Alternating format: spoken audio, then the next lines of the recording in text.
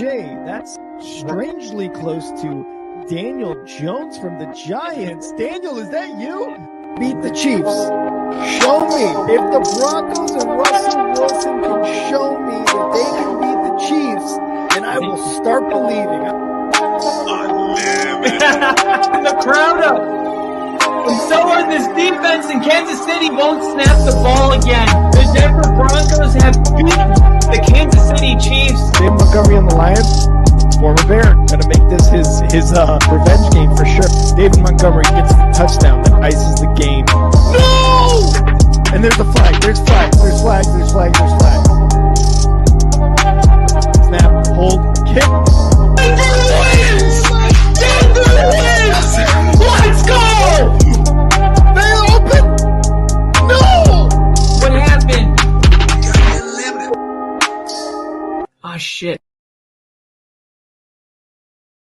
Yo, what's up, everybody? Welcome back to the only football podcast tonight.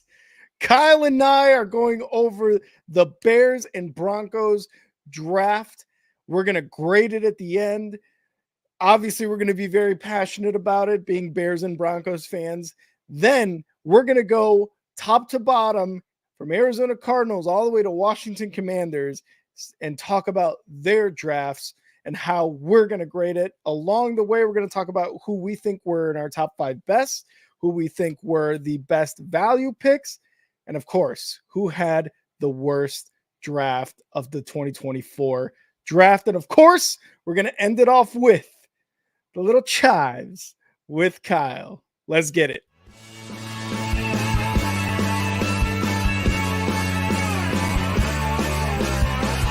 America is football. America is America. And if you don't like it, you can kiss your candy ass. For the moment in time, I don't give a damn. Oh my God! You love it. 30 to 27. No! Chiefs win. Chiefs win 30 to 20.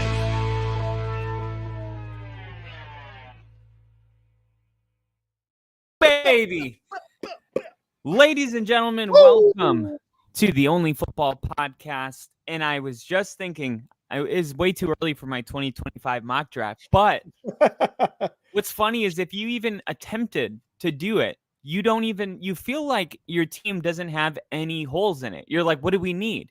Yep. So I do the mock draft and Shedeur Sanders is sitting there at 10 and I take him. And guess what? They gave me an F and said, you have a franchise quarterback already. That was the feedback that I've gotten. So in case you're mistaken out there, the Denver Broncos have themselves a franchise quarterback and his name is Bo Nix. His name could have been Bo. His name is Bo. It could have been Bo Smoke. We'll talk about that in a little bit. But wow. I mean, you couldn't have said a more true statement. It was like when I heard that, I was like, we have a franchise quarterback.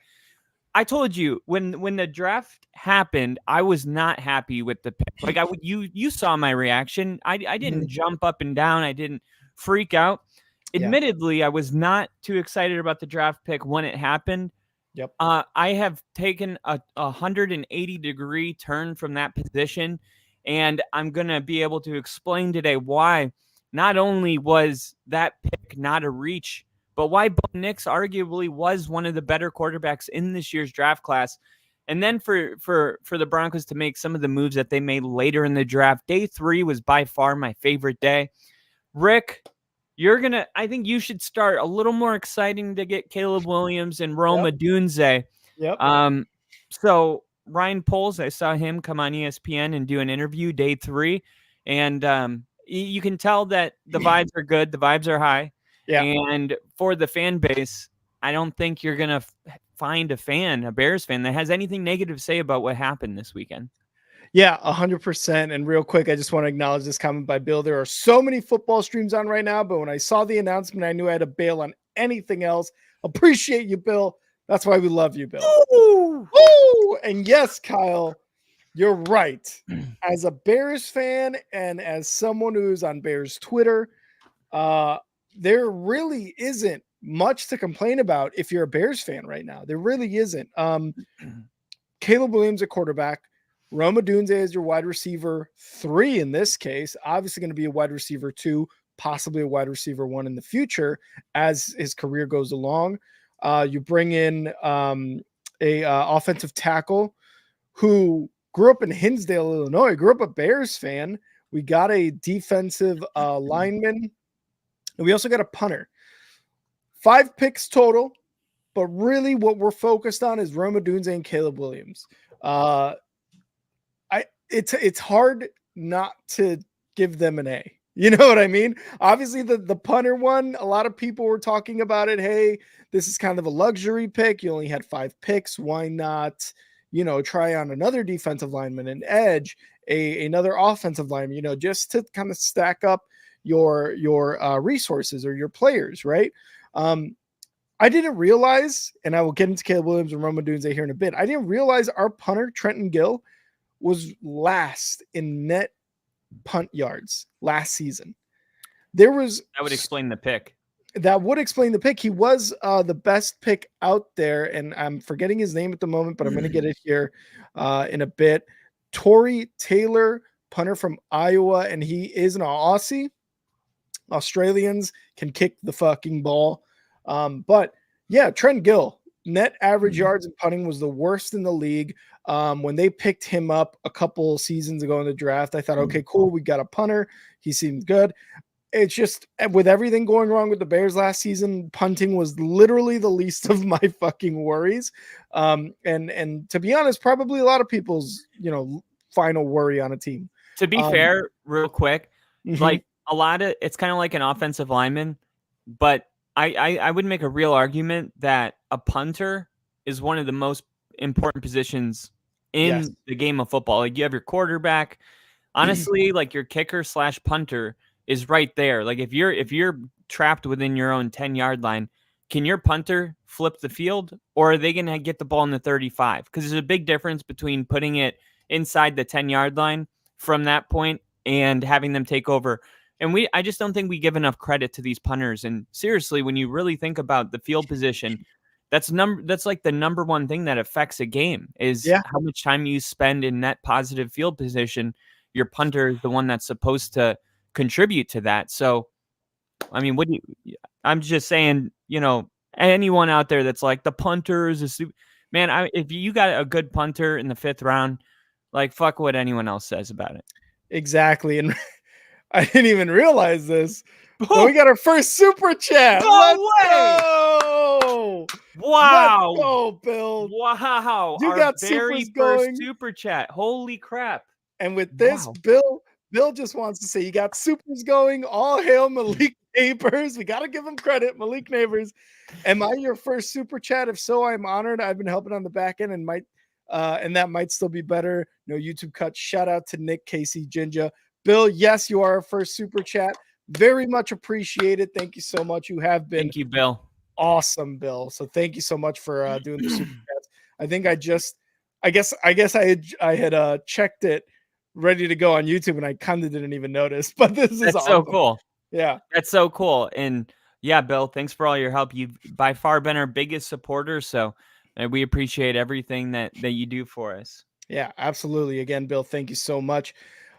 Going back to the punter. Yes, you're right. Because one of the biggest, stats too for punters is how many times did you pin the opposing team inside their 20? Trent Gill did not have a good average there, or just a good number in general. Whereas Tory Taylor, at least in Iowa, and if you watch Big Ten football, especially those like second, third tier Big Ten football teams, you know that punting is a huge part of the game. So, because there's not a lot of scoring going on. I mean, you're lucky if you get to 21 points each team. So Tory Taylor, being brought in, awesome. He was the best punter in college. So it's awesome that they brought him in. Again, didn't realize what the punting situation was with the Bears, least of my worries. They brought in also offensive tackle in round 3, Kieran Amagaji, offensive tackle out of Yale. Again, Hinsdale native, so he is a Bears fan, grew up a Bears fan. He told Eberflus, I believe it was a couple years ago or a year ago, his dad golfed at the same place that Eberflus golfed at, and he told Eberflus, hey, I'm going to be on the Bears. I'm going to come to the Bears and I am going to be a Chicago Bear, and I'm going to be one of your offensive tackles. And Eberflus said, all right, man, bring it. And here he is now being drafted by the Bears. It's awesome.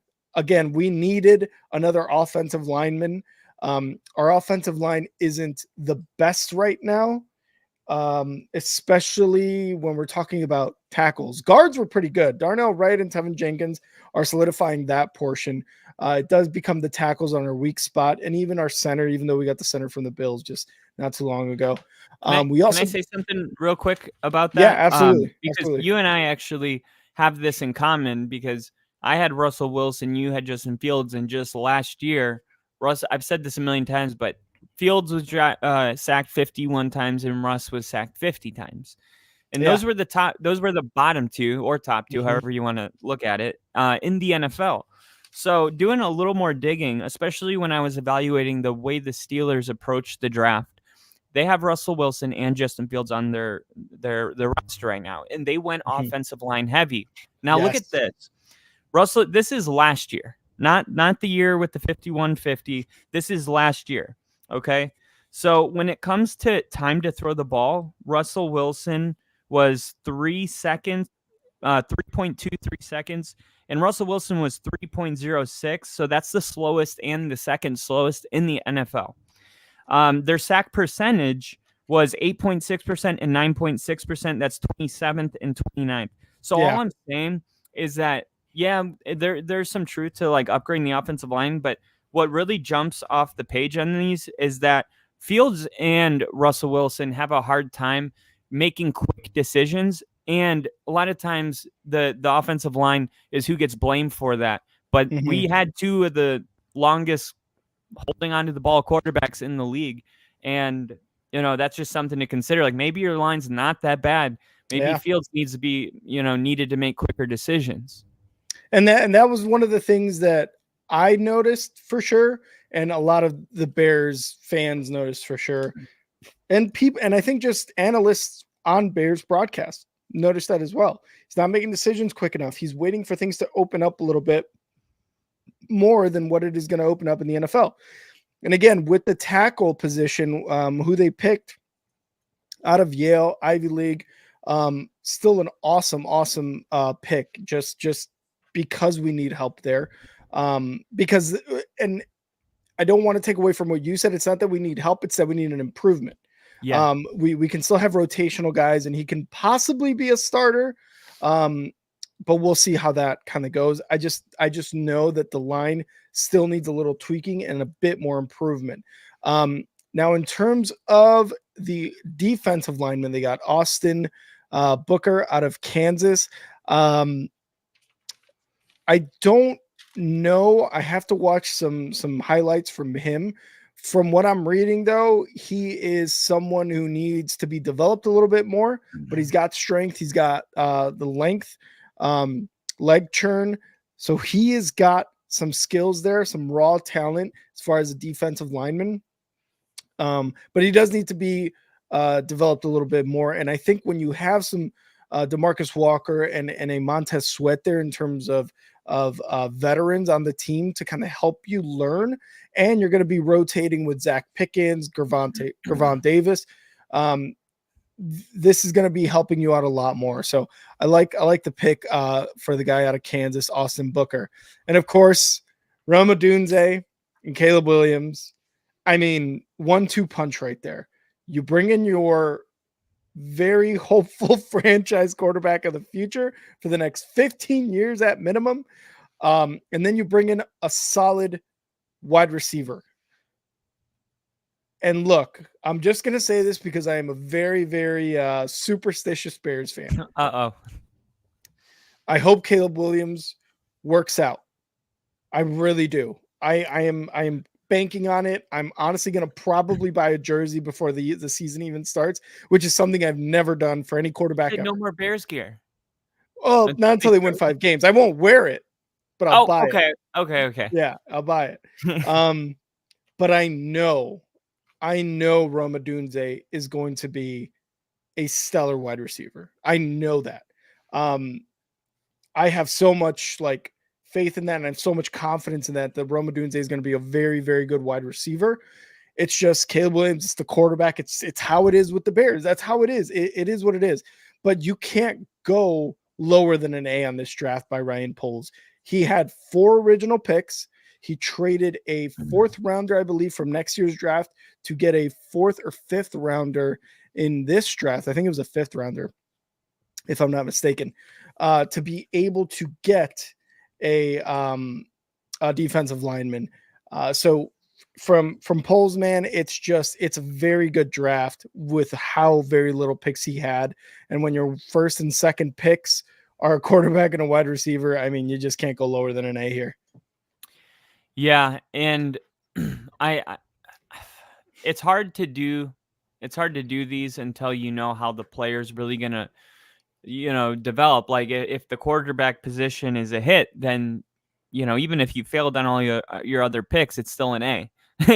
Exactly. So of course, a lot of this is going to be a little premature when you're doing these grades. So I just want to throw that out there. But when I look at the Denver Broncos day 2 and day 3, right? And I said this on Twitter because a lot of people were like, we could trade Courtland Sutton for, this or that. And somebody was like, Courtland Sutton's a good player. What's the deal with everybody wanting to trade him? And I was like, I think I know what's going on here.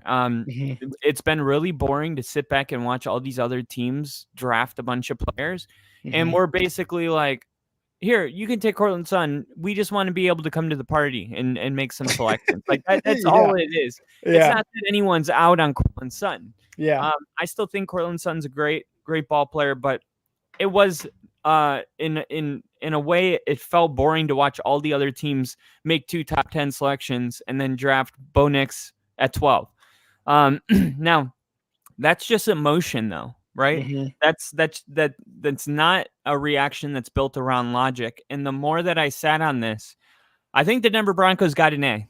I think that this draft couldn't have gone much better.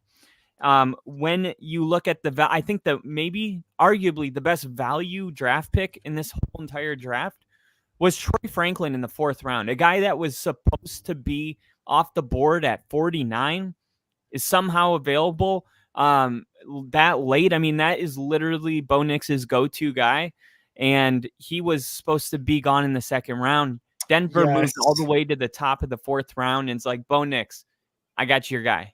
And that was one thing. I didn't make my top 5 value picks, but if I had 6, that would be my 6th. Troy Franklin making it to you guys in that spot. You said which round did you make it in? In the 4th round. So the beginning of day 3. Yes.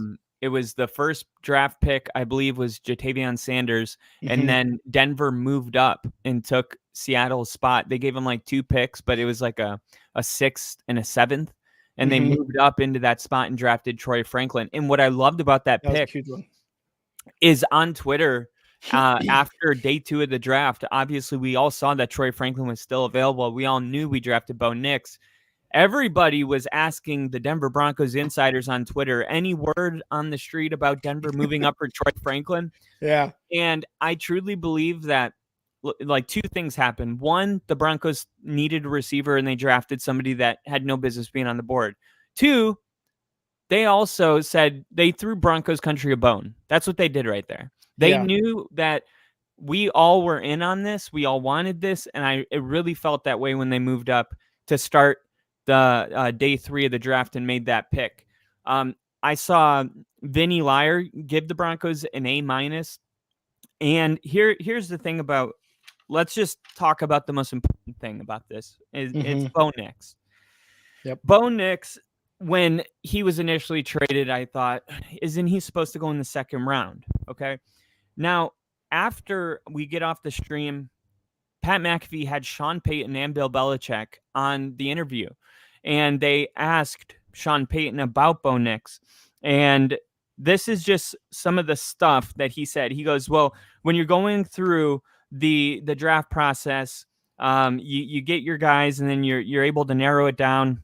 Caleb Williams wasn't mentioned, but probably because they couldn't afford to get the number 1 pick. So it's just not realistic to even evaluate that guy. But Drake, May, JJ McCarthy, and Penix were all evaluated by Sean Payton. Okay, and now this is what they did. They actually held a private workout for the Denver Broncos. That's what Bo Nix did for the Broncos. They flew in. But what Sean did at 9 p.m. or 5 p.m. every night for a week, Sean would hand him a playbook. And at 9 a.m. the next morning, they would ask JJ McCarthy, they would ask these other quarterbacks, okay, what's our philosophy? What are we running? What's this play mean to you?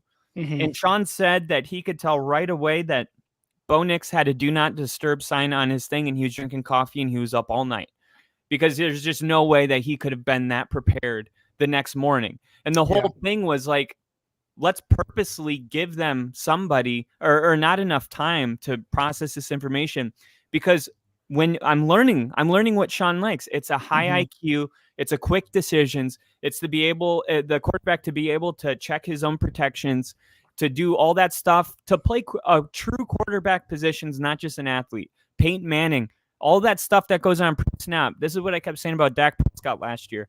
If you talk about the quarterback position, he was playing it at the highest level of anyone in the NFL besides the playoffs, right? But during the regular season, that's what Sean likes. He wants his quarterback to be smart.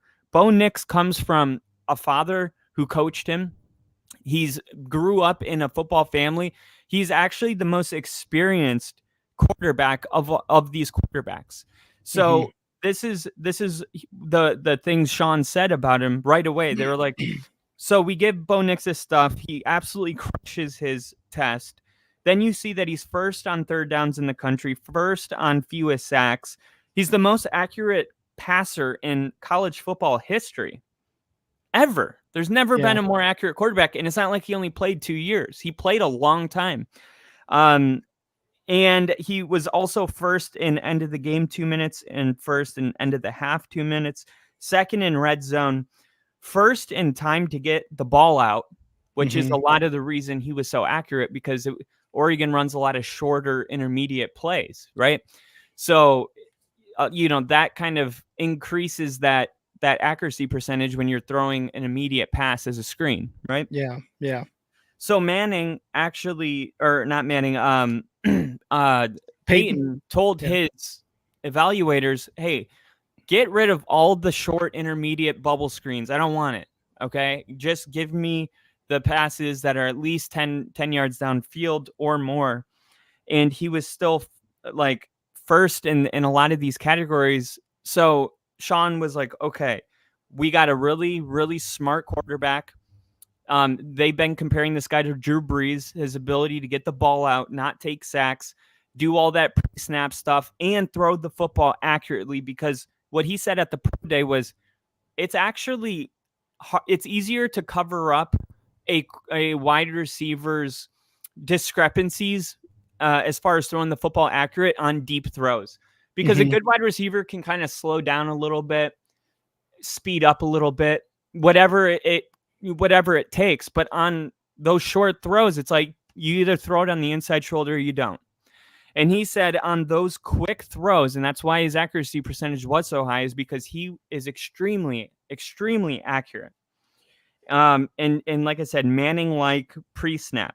The other thing was, when Sean was going through all these stats, he was lit up. Like this, I just came from a whole year watching him talk about Russell Wilson. And it's like, you can tell that he's bullshitting when he's bullshitting. Like, you can tell when he's like, yeah, we like Russ, I mean, he was literally, man, he was lit up about this was his guy. He didn't sell that this was his guy. You could clearly see that this was his guy. Now, the way he talked about him too is just what reports were coming out. Like you said, he knew this was his guy, and he knew that maybe he had a bit of a project, but he knew that there were certain aspects or certain traits that Bo Nix had that he can work with and be like, you know what, I trust this, and now I can kind of make him into the Drew Brees types that he believes he is. Absolutely. And he said it's hard not to be affected by the NFL train. And what's the NFL train? You got everybody doing a mock draft coming together saying this is who they're going to draft, right? NFL teams are supposed to be doing an individual process that has nothing to do. I mean, not nothing, but Mhm. have you seen Shoe Dogs, the Michael Jordan movie? I haven't actually. Well, I should. like, it's just one of those things where the guy had the conviction that Michael Jordan was going to be the next big thing, but no one else had it, right? Mhm. So this is kind of the process is like, okay, all of the noise aside, are we in love with this quarterback? And Yeah. for Sean, he said it is hard not to be, oh, Drake May's the best quarterback, right? Mhm. Because after all this testing, he said he felt like Bo Nix was the most pro ready of all the quarterbacks that were drafted, and Bill Belichick actually said it on the thing too. Belichick said he didn't say he was the most pro ready.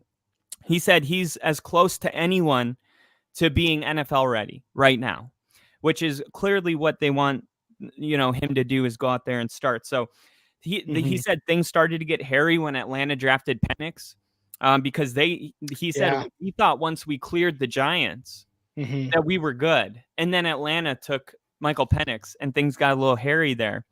And he said he called the Vikings and Raiders and said, "Don't do anything foolish here,"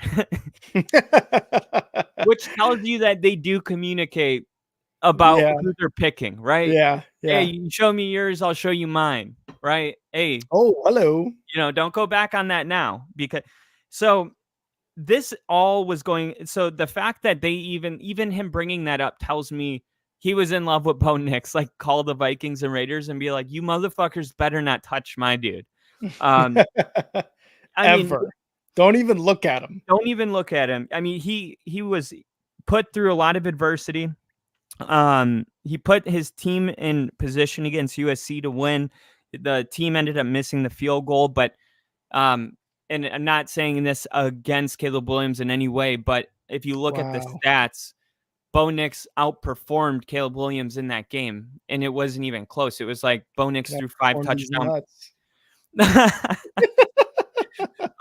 But yeah, like I said, he got the analytical team to remove all the bubble screens and all that stuff, and he goes, he was still first in a lot of categories. And you watch his pro day, and it's just, it was something of beauty. So then Sean goes, well, we can't be the only one that's seeing this, and you Mhm. start to get worried, right? Because imagine that Michael Jordan moment where you're like, does anybody else see Michael Jordan in this player? And if they do, that sucks. But in this case, Bo Nix happened to be the last quarterback that was taken, and he Mhm. falls all the way down. And people say, oh, they could have backed up and still drafted Bo Nix. I don't believe that. I think I did believe that, but then I saw at the end of the first round, like, I think the Giants would have moved back into the first round if Bo Nix was available at 28 or something like that would have happened. Mhm. And then here's the other thing. Like, if you do move back, you get a 3rd round pick. Is it worth? You are a team that's desperate for quarterback. You don't fuck around right here. You got a guy that you absolutely love that's available. You like, why would you take a risk of losing that for a 3rd round pick? Like, that wouldn't make any sense. Do you think though Bo Nix would have been available like at No, all? that's what I was saying. I think if Denver would have moved back, I think a team like the Giants would have moved up at the end of the first round and drafted him. Yeah, because at that point, maybe like if you're the Giants, and Bill will know this, will be a little bit more familiar with it, right? Like you're moving up for a low risk, higher reward type of guy in Bo Nix, and I see what you're saying because, and we'll get into it with the Falcons and the Michael Penix pick, but I see what you're saying. Yeah, so then the next morning he does his introductory press conference. The guy's freaking smart as hell. Mhm. He's very sharp. He just carries himself like he lit up that room. He really does carry himself. He's friends with LeBron James. Like, when the LeBron James. Heisman Trophy was being announced, like, LeBron was wearing Oregon Duck shoes in his NBA game because he likes Mhm. Bo Nix so much. Um, I think if he was his guy, like, you're never reaching if it's your guy, and it just happened to be Bo Nix was Sean's guy. Would it have been different if Denver had the number 1 overall pick? Maybe. But the point is that Sean actually loves the quarterback that he selected, and that's why he didn't give a fuck about being at 12. If he didn't love Bo Nix, do you really think he makes that pick at 12? No way. No way. And if he does make that pick at 12 in the press conference after, he's not going to be excited to talk about him, right? Mm-hmm. He was so excited to go through all these metrics, and the fact that he knew him without looking at a piece of paper tells you that he has done his homework, and Bo Nix, came out on top. Yeah, they could have moved up, and they didn't even expect Atlanta. He admit they didn't expect Atlanta to draft Penix. So, Mm-hmm. they weren't going to draft Penix. I mean, it's just, to me, That it's was obvious looking at it now uh that it really didn't matter where Denver landed. Like, they wanted Bo Nix, and he happened to be the 6th quarterback taken. The last time 6 quarterbacks have gone in the first round was 1984, I believe, and the 6th quarterback was Dan Marino. Do you think at yeah, the that's right. time that the Dolphins felt like they got the last selection? Of course, Mm-hmm. but Mm-hmm. that's not the way it worked out. I mean, at the end of the day, this is still a near top 10 pick at the quarterback position, a quarterback that, when you look at all the stats, looks like he's going to come in, and Sean's going to, the most important thing is, when you look at this scheme, he's coming in to play a specific role that he's going to be able to do. And I do think the Denver Broncos are going to be better this year than last year with Bo Nix under center. I think Sean's So, excited about this. and we talked a little bit about this during our NFL draft stream, but to be picked at 12, like Bo Nix was, to have acquired Zach Wilson over the offseason, I mean, just recently, a few weeks ago, is it pretty much set in stone, given the offseason, given the preseason, given OTAs and all that stuff, that Bo Nix will be day 1 starter for the Broncos? Absolutely. Yeah. Absolutely. I don't, unless something major happens, he's starting right away. Okay. Yeah. And then you look at the next pick that they made, Ellis, the edge. He was another player that was falling down the board. If I had to use one word to describe the Broncos draft, I think it would be fit, FIT, because Okay. every player that they drafted was a perfect fit. Like, Bo Nix was the perfect fit. This next guy, his father played for the Denver Broncos. The Troy Franklin, he's Bo Nix's best receiver. Everything just fits very nicely together in this draft pick. So Jonah Ellis, he was drafted at 76 overall, but a lot of people ranked him as the 6th best edge in this year's draft.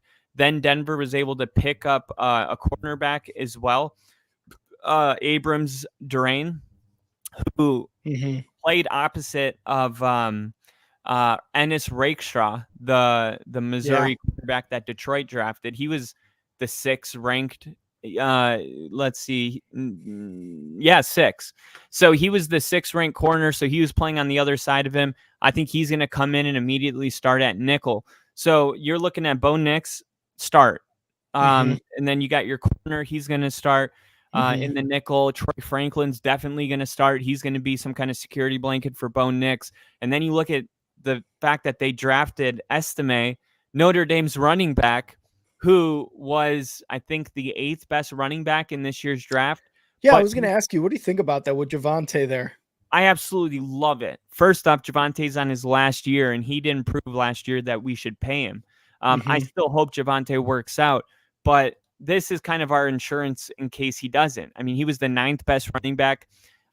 He's a lot faster. His game speed's a lot faster. He doesn't have that burst to take it the distance.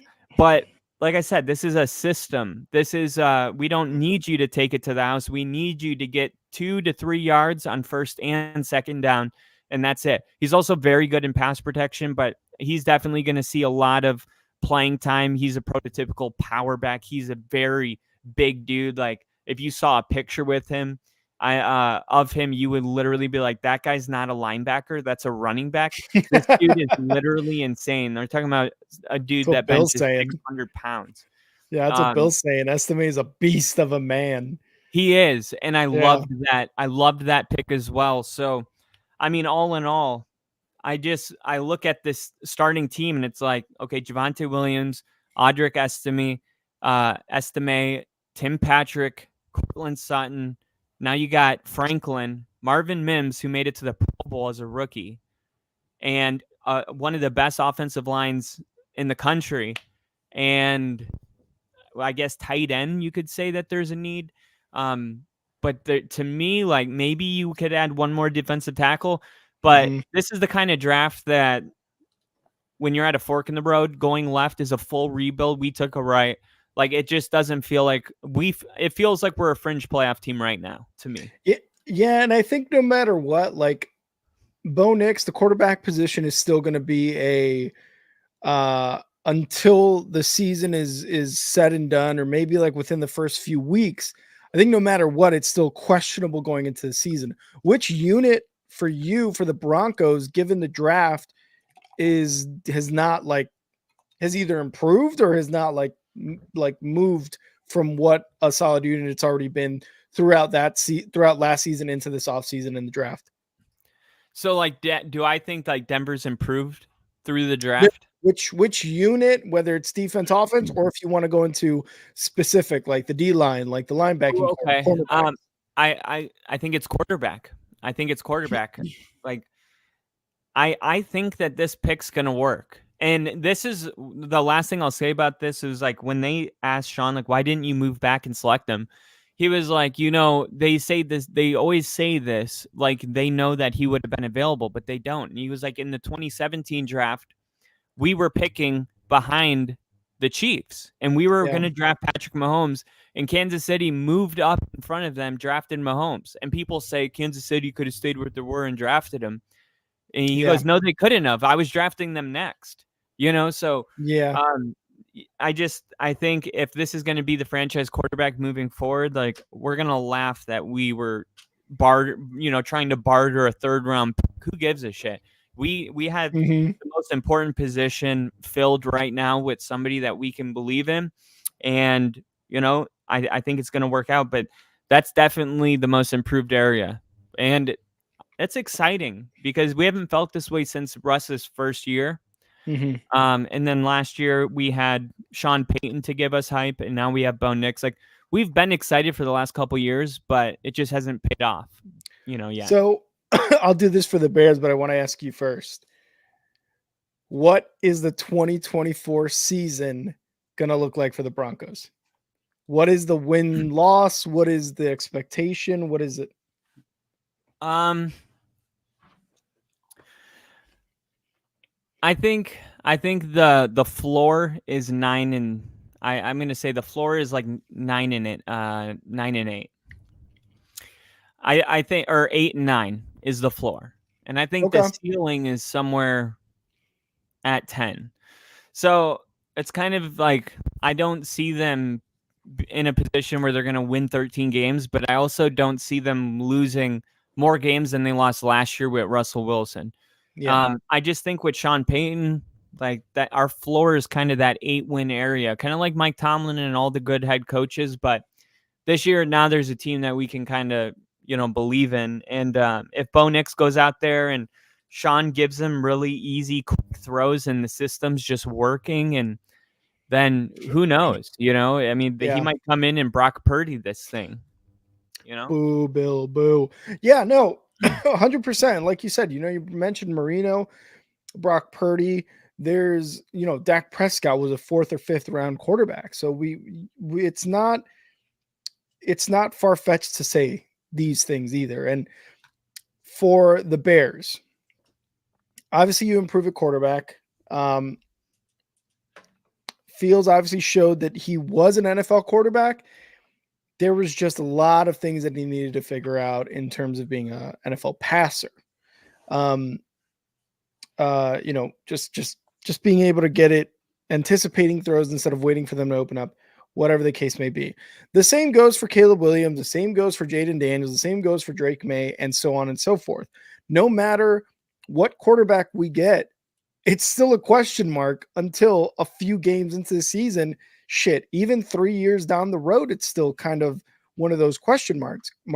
One thing I will say, is I like Pete Prisco because he analyzes the draft class of quarterbacks 3 years later, and he says, I love that. this guy, yeah. So it's a good practice. And I think 3 years is a good amount of time if they're starters or if they're, second guys, whatever, to analyze that. Now for the Bears, what are the expectations going into next season? We went from 3 wins 2 years ago to 7 wins this past season. A lot of close games, but we lost those games to get into number 9 position that we were in the draft, which now is fine. Obviously, during the season, you want your team to win those games, right?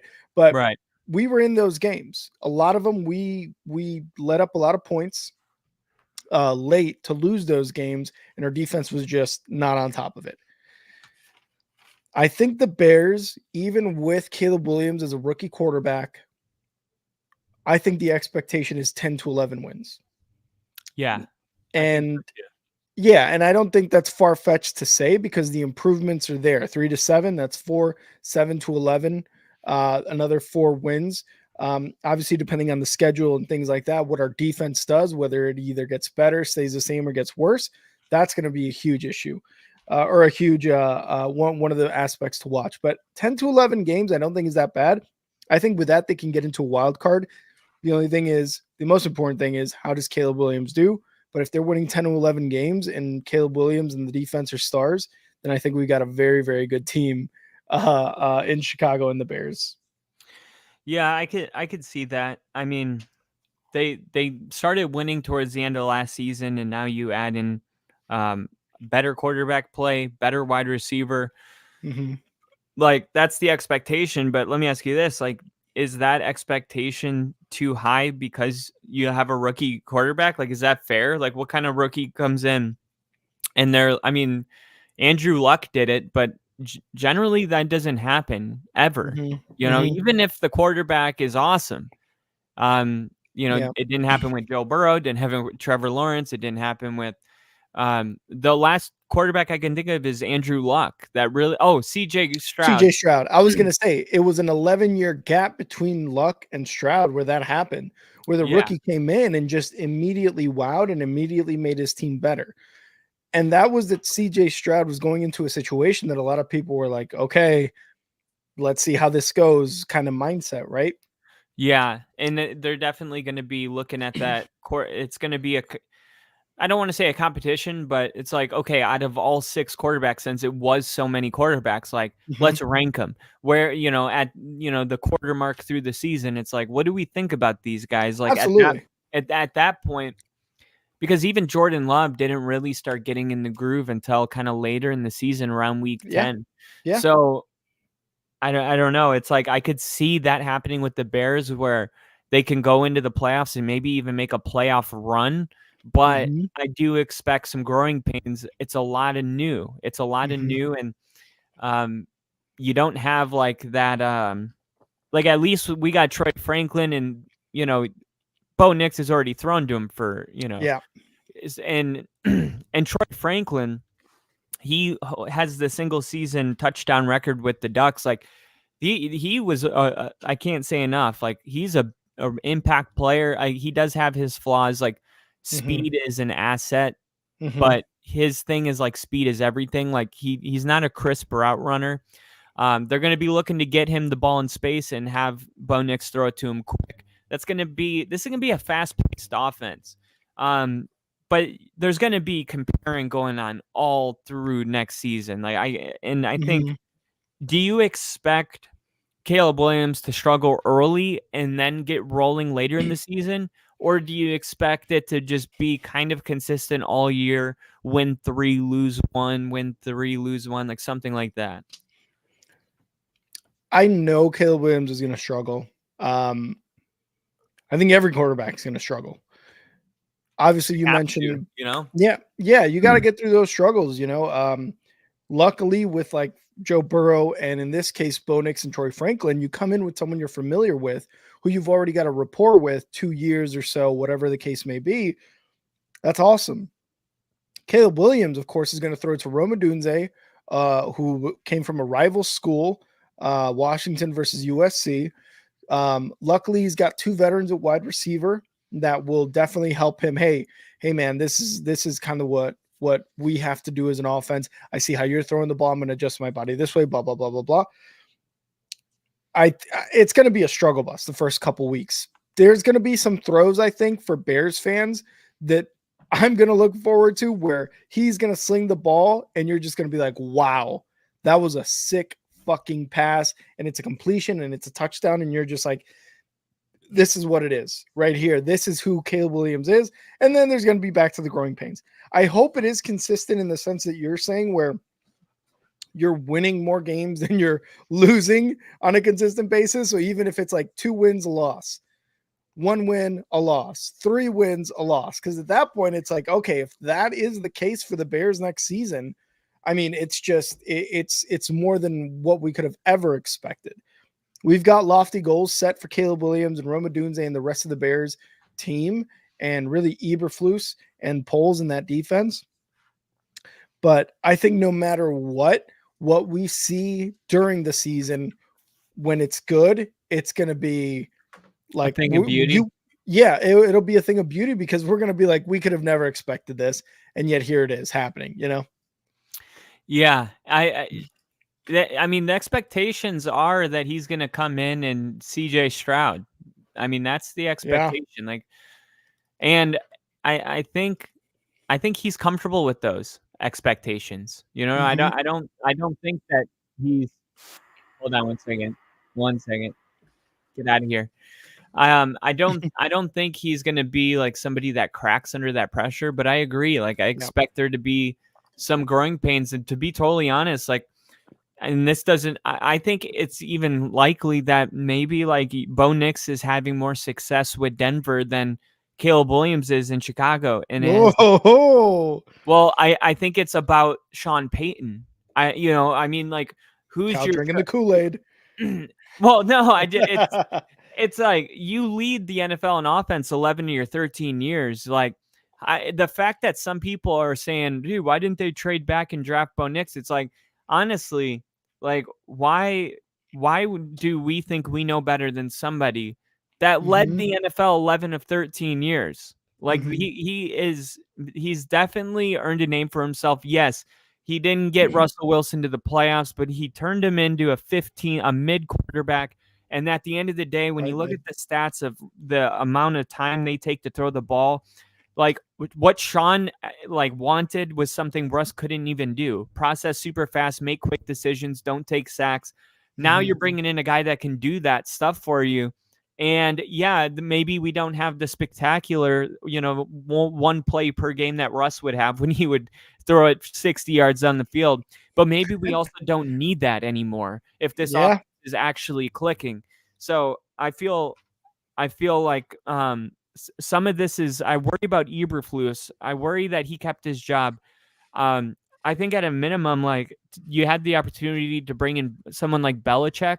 I think that would have been the icing on the cake. Like, are you worried about Caleb Williams specifically with not having a Sean Payton in the building?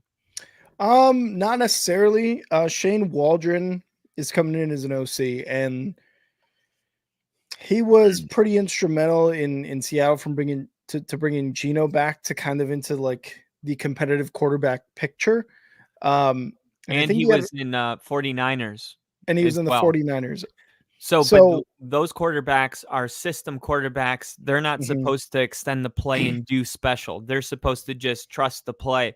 And some people are worried that Caleb Williams is too special to be limited and held down by an OC like that.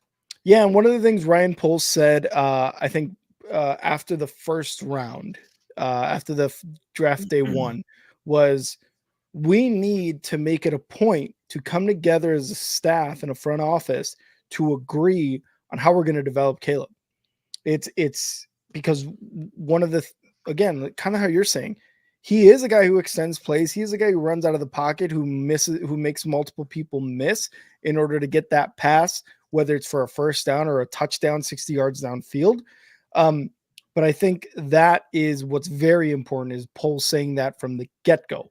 We have to come to an agreement. Shane Waldron, if you are coming from San Francisco, and you are more of a system quarterback or making these system quarterbacks to just be system quarterbacks, we have a guy who can extend the play. We have a guy who can run it if he has to. He doesn't want to run it. He wants to be a quarterback and pass the ball, but he's going to do some things that he's used to try to get it to a Rome Odunze, to a DJ Moore, to a Keenan Allen, who are, in a sense, doing what receivers, namely Kelsey, do with Patrick Mahomes. And that's deviate from the route and just try to get open and try to get a first down or try to get a touchdown in these situations. So I think Ryan Poles saying that is huge for his development. And I'm sure Caleb Williams loves hearing that.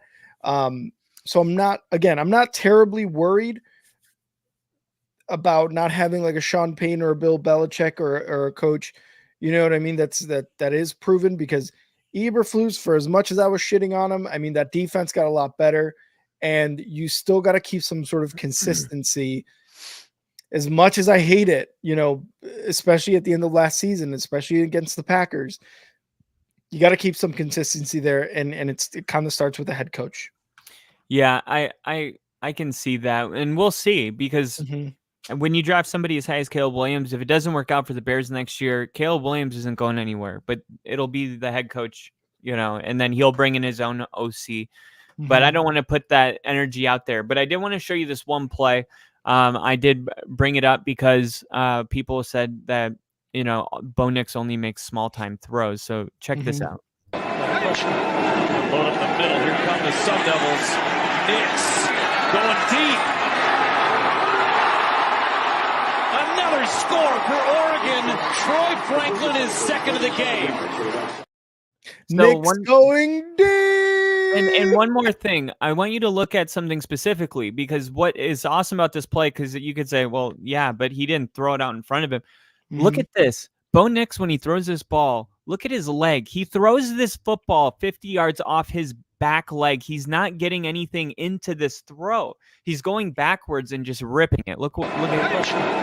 Load up the middle. Here come the Sun Devils. Nix going deep. Insane. And of course, that's Troy Franklin who they're bringing in. I think we're going to hear that connection pretty often. But dude, it feels great to be happy about. I don't know if I've just drank the Kool-Aid, but we haven't had a head coach as established as Sean Payton make his decision at quarterback. We've missed on a lot of quarterbacks.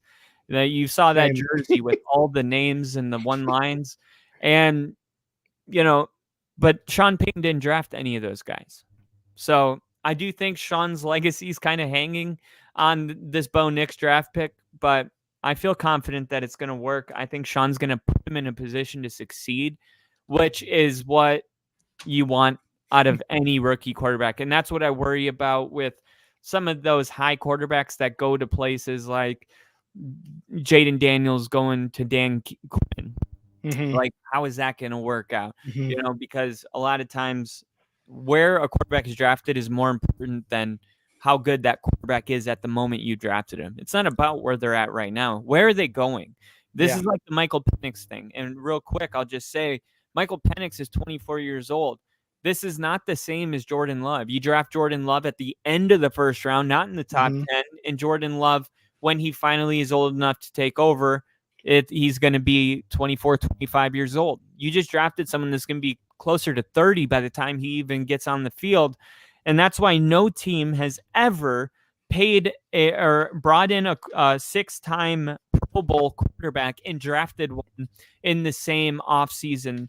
This has never happened before. That's why we all think it sucks. So let's roll right into some of the, unless you have anything else on the Bears and the Broncos, of course, nailing the draft. Do you have something else you want to add to that? Or what do you think real quick? Like, do I sound crazy, or do you think Bo Nix is going to work out? I think this comment by Nick kind of wraps it up perfectly for not only you, but every single NFL fan. Kyle starting to Bo leave. That's what happens. This is the beauty of the NFL and being fans about this is you look at the draft, once you're out of the first round, everything from round 2 to 7, you're like, "Oh, that's a great pickup. Oh, this is quality," right? Yeah, the Bears picking a fucking punter.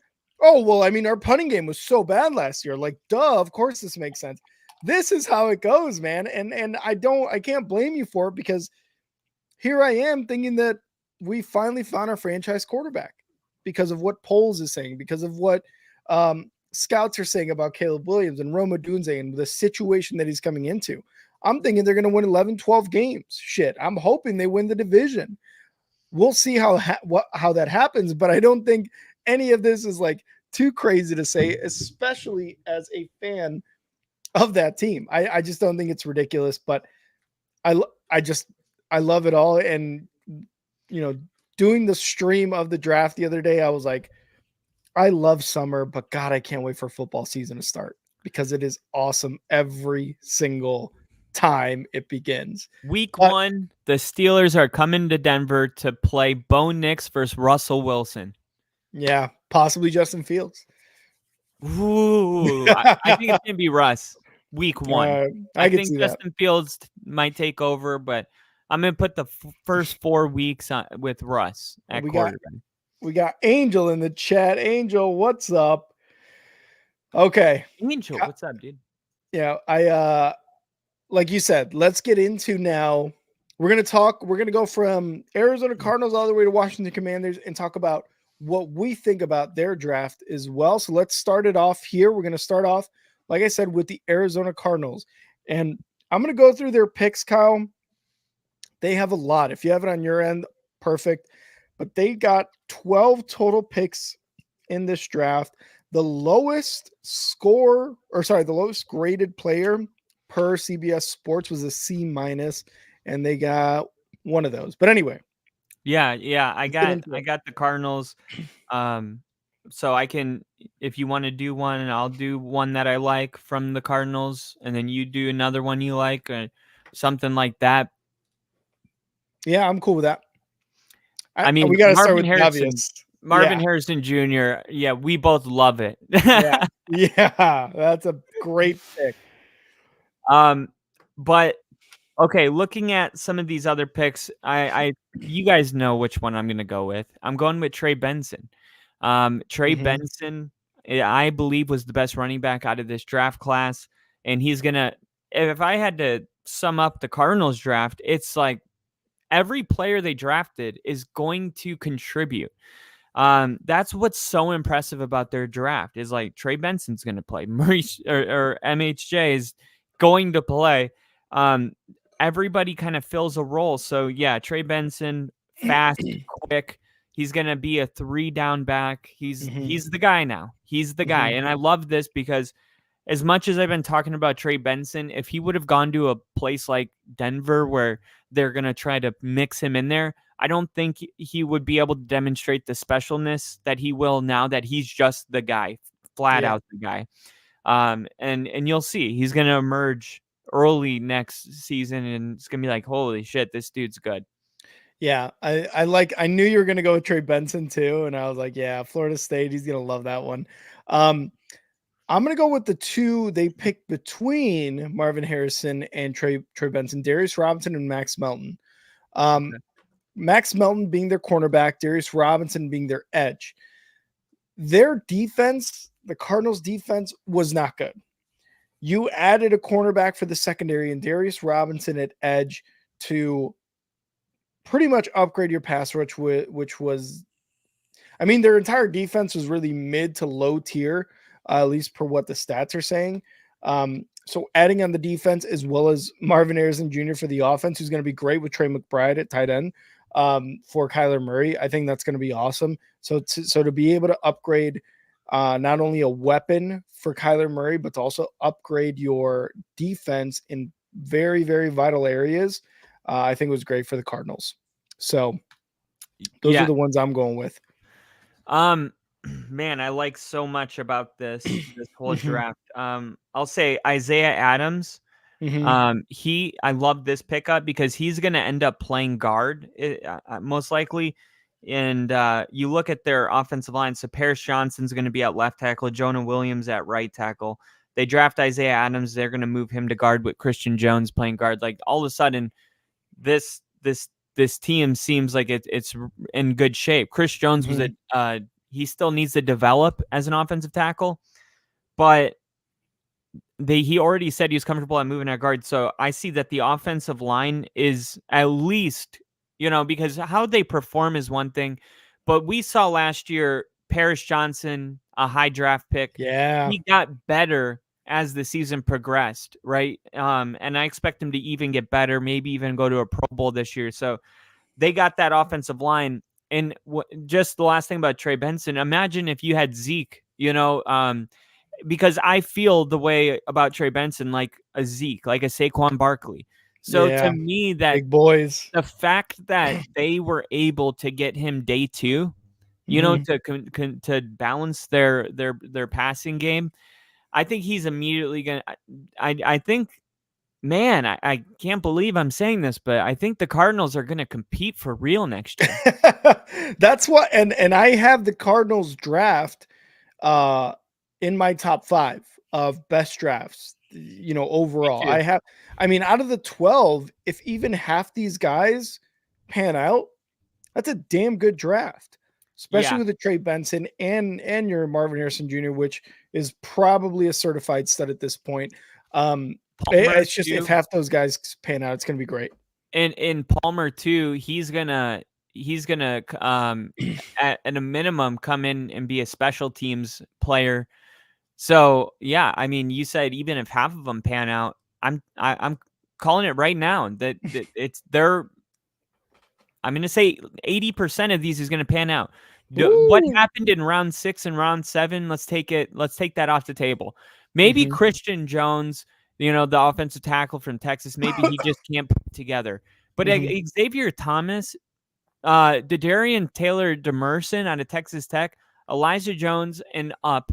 I have a really good feeling that those picks are going to work. And you look at how good this draft is, and seriously, not everybody gets to have 12 selections. And the Cardinals were like, we're going to build this thing from the ground up. And if you're a Cardinals fan, you're leaving this draft thinking that you have the right people in the right places as far as who's pulling the trigger on these draft picks. And I can't wait to talk about some of these other teams too. And let's move on to the next team, probably the team with the most surprising first round pick, and that's going to be the Atlanta Falcons. Obviously, the Michael Penix pick. You guys heard me on the stream. I was shocked, just like the entire NFL world. I was like, Michael Penix. That's just, it's a pick that to me was very surprising, then became a little bit confusing, and now I'm looking at it and I'm like, maybe it's not that bad. Okay. Because Kirk Cousins' deal is a 4-year deal, $100 million guaranteed, 180 overall. I think really, I think it's just a 2-year deal that is guaranteed. So if you're bringing Michael Penix, like you said, he sits behind Kirk Cousins. And let's remember, Kirk Cousins is coming off an Achilles. Okay. 36 years old. I'm not saying that he is going to clearly take a step back, because we've seen him be injured and still be the same Kirk Cousins. Again, I said it when they picked him up. I said they're going to go to the playoffs. They're going to win the division, the Falcons, right? And I don't think any of that's going to change. With the Penix pick, again, very surprising at first, but now I kind of understand that if in 2 years you decide to move on from a 38-year-old Kirk Cousins to the quarterback you picked 8th overall, because he sat behind him and now you're getting younger and now you don't, you want to see what he is in his 3rd year before, the end of that season, to have to pick up his 5th-year option or not, or even to extend them after that. I think that's not a terrible, terrible move. But the surprise factor was obviously huge that night, and everyone was very surprised at the pick.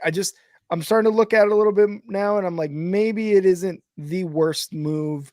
And I don't think the Falcons deserve to have one of the worst drafts, but I think, Kyle, you disagree? Yeah, it's one thing to draft a quarterback at the end of the first round. It's one thing to draft a quarterback in the first round in the top 10 with, I mean, coming just a couple of weeks after paying Kirk Cousins $180 million. And why that's so important, and this is probably something a lot of people aren't thinking about. While we're talking about whether it fits or whether it makes sense, the fact of the matter is you have a contract obligation to pay your backup quarterback an extremely high amount of money relative to a quarterback you would have drafted in the second round. When you draft a player in the top 10, that comes with an expensive price tag, especially a quarterback in the top 10. So now the Bears are going to be paying Caleb Williams something similar, but this is somebody that's not going to start for 3 years. I mean, it doesn't make sense. It seems like the Cardinals or the Falcons were in shape where draft Brock Bowers, draft the best edge, move back if you want to. I think that would have been the most logical move, to move back and get maybe a shit ton of stuff. But worst case scenario, they draft Penix, and that's what they did. Yeah, and even in the second round, after, like you said, either draft the best edge, they did improve a little bit with the defensive lineman from Clemson at pick 35 in the second round, Rook Orhoro from Clemson. It's a fun name to say, but what did they give up, Kyle? That is the most important part. They gave up their third round pick to move up 8 spots to draft him, and he's a powerful athlete. He brings some versatility to the defensive line, but a lot of people didn't think that he was going to go off the board at that point. But this is clearly just one of those situations where Dan Quinn had his guy, and he was willing to bet on his athleticism and the fact that he'll continue to develop in the NFL. But it's another kind of head scratcher followed. I would say, as far as like getting somebody on the edge, Trice was one of the most productive pass rushers in the last 2 seasons. This was Trice also earned a 90% pass rush grade in each of the last 2 seasons, 150 pressures. This makes a lot more sense. I think that was maybe one of their better picks. But you could still make an argument that they were drafted too high. And that was kind of the thing. Like, we could go back and forth on whether the player itself was a good draft, but I think what Atlanta did, the common theme was they drafted people that were just not projected to go off the board at the time that they were drafting. But think about it like this. All we know is the outside noise, the NFL train, and you just hop on it. And that's how we get our own value board. Like, each team has their own value board. And I think when you see drafts like this, it just shows you how true they're being to not listening to the outside noise. On one hand, it's like we could sit here and say Atlanta made all these wrong choices, but it is, I guess it is. I mean, I don't know. I think the outside noise is very accurate most of the time. So there's that, but yeah, that was the main thing that I was kind of disappointed with their decision to do, was to draft players just a little too early. And then who was the other one I liked? Bertrand, the linebacker that they Bertrand, yeah. He allowed no touchdowns in coverage the past 2 seasons. So I think, I don't know, it's Dan Quinn. Like, he drafted Micah Parsons. You know what I mean? Like, he maybe these are guys that are all going to be studs in the NFL. I mean, this is one of the best defensive coaches, and maybe we'll be laughing at, oh, was it a reach? I mean, they said the same thing about Jack Campbell when the Lions drafted him at 20 or wherever they drafted him last year. Sometimes you just have your guy. Do you consider that too, like with these grades, or are you mostly just saying like, because we don't know what the conversations are like in the building. Yeah, that's one of my biggest things too, is like, you got to look at it in terms of, okay, everything leading up to the draft, everyone was saying this guy's going to be available here, this guy shouldn't be drafted here, blah, blah, blah. But what are the conversations being had? Why was Michael Penix picked at 8 for the Falcons, right? Was he a viable, someone who wasn't going to be there in the first round, or someone who wasn't going to be there in the second round? Sorry. If they did want to get him, why didn't they move back? Why didn't they get him in the second round? Same with Bo Nix with the Denver Broncos, right? We don't necessarily know what the conversations are or what people are hearing who are the real insiders in terms of like scouts and personnel and shit. So I think when you have your guy, like you're saying, you got to go with your gut there. You got to go with your gut, and you got to, in a sense, kind of move what you really truly believe needs to be moved in order to get your guy. So, yeah, I agree. And for me, I'll give him a C-. I think the Penix thing is what drops it super low, and then a couple other decisions that were similar. But for now, I would throw a C- on the Atlanta Falcons. Yeah, I think I'll go C to C+ a little bit. I mean, again, I'm starting to understand the Penix pick a little bit more, but it is still a very confusing thing to go from a $180 million contract and pretty much guaranteed playoffs, at least in my mind, to we're going to draft a quarterback with our first round pick. You know what I mean? Like, I don't know. It's a little confusing, but we're going to move on to Kyle's favorite team, the Baltimore Ravens. The Baltimore Ravens first round pick at pick 30 is Nate Wiggins, their cornerback out of Clemson. Yes. Obviously, Nate Wiggins was one of those top guys in terms of defensive backs to be picked, and Baltimore got him. The Baltimore defense continues to still be very good. They did lose Patrick Queen. They re-signed Metabuke.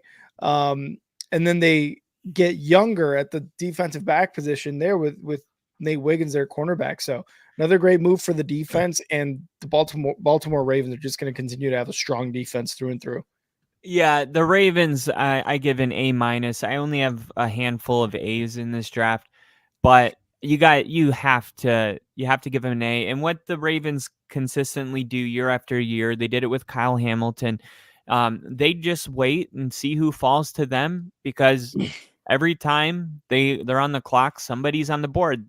TJ Tampa out of Iowa State was the 6th ranked corner in this year's class. Wow. And he fell. And when the Ravens were on the clock, you knew who it was. I mean, they're just there to collect the bad decisions from other owners. They do this very well. Like, that's what I like. There's something that the 49ers do.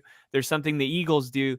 But this is kind of like the Baltimore Ravens MO, is just waiting to see who is falling down the board and then taking that player. And I respect that position. Like, I like that a lot, because I think if everybody likes a player, I mean, the chances are that player is going to work. Like, don't overthink it. Just grab Nate Wiggins. He's on the board at 30. I mean, he's going to go in and start immediately. And he led the ACC in coverage grades over the past 2 seasons. Like, he can handle being an NFL corner. He's got the crazy closing speed. I think he ran a 4.3 something. Really lengthy. Like, it's going to work. And the Ravens didn't overthink it. And they got a good tackle. They get a good edge. They get another good receiver in Dontez Walker. Literally every time they were on the board, I'm telling you, they just took the player that's falling. I mean, if I would have, pushed a button and you were drafting for the Ravens, like, you probably would have had a similar draft to this, because it's like, okay, I'm not like an expert at this, but let me just not do anything to fuck this up. Okay, let me not fuck this up. TJ Tampa, as the board falls. So yeah, the Ravens, they continue to draft very well, and that's why they've been good for so long.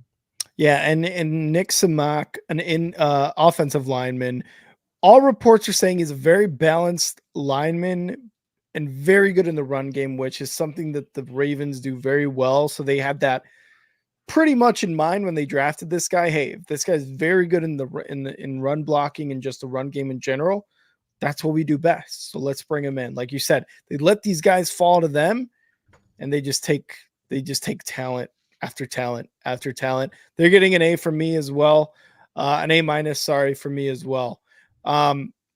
Let's move on to. Okay. Did you have anything else? Sorry. No, the only thing I was gonna say was Samak allowed only 1 sack in the only 13 pressures in 2023, and he's really good on pull leads when it comes to the run game. So even their later picks, because they didn't get Samak until the 7th round, like I still think they made good selections late into the draft. So I think that's kind of the key to getting an A is like. Nailing every single pick. And that's why I don't hand them out that easy, because it's like if you give everyone an A, like where do you go when somebody crushes the draft? So they crushed it. A. Definitely. And now let's move on to a team that needed to crush this draft, who gave up a pick to their pretty much playoff arch nemesis, the Buffalo Bills. They had a total of 10 picks, and that is because they were able to trade back and get some future picks, with their first selection coming in the 2nd round at pick 33. Keon Coleman, the wide receiver from Florida State. Kyle, you probably know a little bit more about him than I would, but they needed a wide receiver, and they got a wide receiver in Keon Coleman. Yeah, and the one thing that people have a hard time with is the fact that they traded with the Kansas City Chiefs, because they were like, no, if the team that keeps beating you has a player that they love, don't let them come take him. Yeah. They're like, if anything, draft that player so that they can't get him. And Buffalo decided, no, I mean, if this was their guy all along, then it wouldn't matter. If Buffalo stayed where they were at and selected Keon Coleman, then the Chiefs most likely would have made the same selection that they made anyway, except Buffalo wouldn't have had those extra picks. So you can't just like draft based on what another team likes. Like, you need to play your own game. So for the fans that were suggesting that, I don't necessarily agree with that. I think you got to stay true to yourself. You can't just, what are you going to do in the 2nd round? Draft whoever Kansas City is about to do? Like, you can get lost in that. You just draft who you think is who's good. And at the time, Coleman was the 4th best wide receiver remaining on the PFF big board. He is going to come in and clear an obvious need with Stephon Diggs and Gabe Davis gone. He's the prototypical X receiver with his size and athleticism. There's some concerns with his production. He earned a 42nd percentile receiving grade in 2023, but of course he has Josh Allen to kind of work through some of that stuff. So, yeah, I think it's a solid pick, but it's nothing to freak out about. This isn't Malik Neighbors but it's a productive wide receiver. They got a productive wide receiver. I mean, this is just makes sense for Buffalo to get somebody like this. Yeah, and you lose Stephon Diggs. You were going to address a wide receiver in this draft no matter what. Another loss they had was Poyer, the safety. And what did they do? They've selected Cole Bishop, that from all reports that I've read and heard is going to do really, really well in Sean McDermott's system on the defense. And again, you lose a player, a veteran since 2017 they've had Poyer, and you bring in a guy like Bishop, who again is supposed to is lauded as going to be a starter and is going to do great things in McDermott's system. So the Bills really kind of nailed it these first couple picks, and really beyond in their entire draft is like wide receiver check, safety check. Like they are able to fill in all these holes in their roster, and they're getting really great value out of it. So again, the whole trade with the Chiefs, yeah, it's not going to look great, but if you're going along and adding picks to filling the holes on the roster, I think that's just a solid draft in general. I have them in my top 5 as well in terms of the best drafts. Oh, okay. I do Mhm. not. I have Buffalo with a B. And I think a B is fine, but where I really the reason they didn't get anything worse, like, because a B Mhm. is good the way Mhm. I graded out. It was day 3. I mean, day 3, I thought that they probably found some hidden gems, Mhm. potentially. They used the extra pick that they got from Kansas City in that trade back to draft Lil Wayne. Like, one of my favorite picks, Dwayne Carter out Yeah, of Duke. Lil And then Wayne. running back Ray Davis was also a top 10 running back. He can be a high-end complementary player to James Cook. And then Cedric Van Pran, who continued to fall and fall and fall. We didn't know when it was going to stop happening.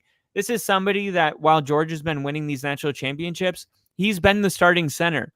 Like, he Mhm. has the experience. He was like the 3rd best center in this year's draft. For whatever reason, he kept falling. So I love those 2 picks. I think Mhm. Ray Davis is going to work. I think that Cedric Van Pran is going to develop into a long-term replacement for Mitch Morse. I think the Bills plug some expensive veteran holes that are coming up into the future. This class might not make Buffalo better than it was last year, but Mhm. I think it's going to help ensure that they are able to retain the AFC East favorite this year. Ooh, okay. So you got them as favorites. I like that. I like that. Anything else on the Bills before we move on? Nope, B for Bills. B for Bills. All right, let's move on to the Carolina Panthers. Made a trade here with that said Bills team to move into the first round, albeit the last pick number 32. They got wide receiver Xavier Legette from South Carolina, and I love Xavier Legette already because his interview after getting drafted is like You heard him. he's got You that don't like hear that often anymore. no, not at all. And I love it because he's got that southern like that southern rap type of voice. And I'm just like, hey, he's being himself, man. He is being himself for sure. And I love it. Not, I mean, Xavier Legette, we saw him, sorry, in mock drafts go in the first round. I felt like maybe Keon Coleman, I think, was going to be the pick there. I thought maybe there was a couple other wide receivers that were going to go before Xavier Legette, but the Carolina Panthers get a wide receiver they think they can pair up with Bryce Young that is going to be their true number 1 wide receiver there. Obviously, we saw what they try to do last year with Thielen and Mingo and just kind of bring together these types of these like veteran receivers to sort of help out Bryce Young. Clearly, we saw it didn't work, but they're bringing in finally a weapon for him to use, as well as another running back, which we'll talk about here in a bit, but no offensive line help. Do you think that's a little weird? No, because I think they addressed a lot of that. Let me just make sure. Free agency. I think they addressed some of these. Here's a free agency I think tracker. so, yeah. So they brought in Brian Burns, of course, or they lost Brian Burns to the Giants. That's what They happened. did. They lost defensive end. Yep. So they brought in Robert Hunt, who's a guard. They agreed to a 5-year, $100 million contract. So this isn't like a player that they're not sure about, right? Yeah. Yeah. Then they brought in Damian Lewis, another guard, 4-year, $50 million. So now you got your 2 Okay. guards. Then Okay. they signed Yash Nyman, offensive tackle, 2-year contract. So you bring in an offensive tackle and 2 guards through free agency. I don't think they felt like they needed to address that position through the draft. I've seen a lot of grades on Carolina Panthers, C minus. I'm giving them a B plus. I think that they did a Ooh. really great job. I thought Xavier Legit. I thought he was one of the better wide receivers out of this class. Jonathan Brooks. I obviously I thought Trey Benson was the best, but all of the scouts and people that are paid said Jonathan Brooks was the best Yeah. running back. So that's worth something. Trevin Wallace out of Kentucky is going to be really good, but then the first pick on day 3, Jatavion Sanders, another really solid pick. So I thought, like, even if it's just those 4 players that are going to really take off, I think that improves the team a ton. A star wide receiver, a star running back, a star linebacker, and a very good tight end. Like, to me, that's Carolina desperately needed to find new support pieces for Bryce Young, and Dan Morgan did a solid job of doing that. So I don't think that they, should get anything less than a B, in my opinion, especially if Brooks can become the long-term running back for Carolina that they currently lack right now. The investment in Miles Sanders hasn't paid off yet. So I think these are weapons, and they're putting Bryce Young in a situation where he can have a better opportunity to succeed next year.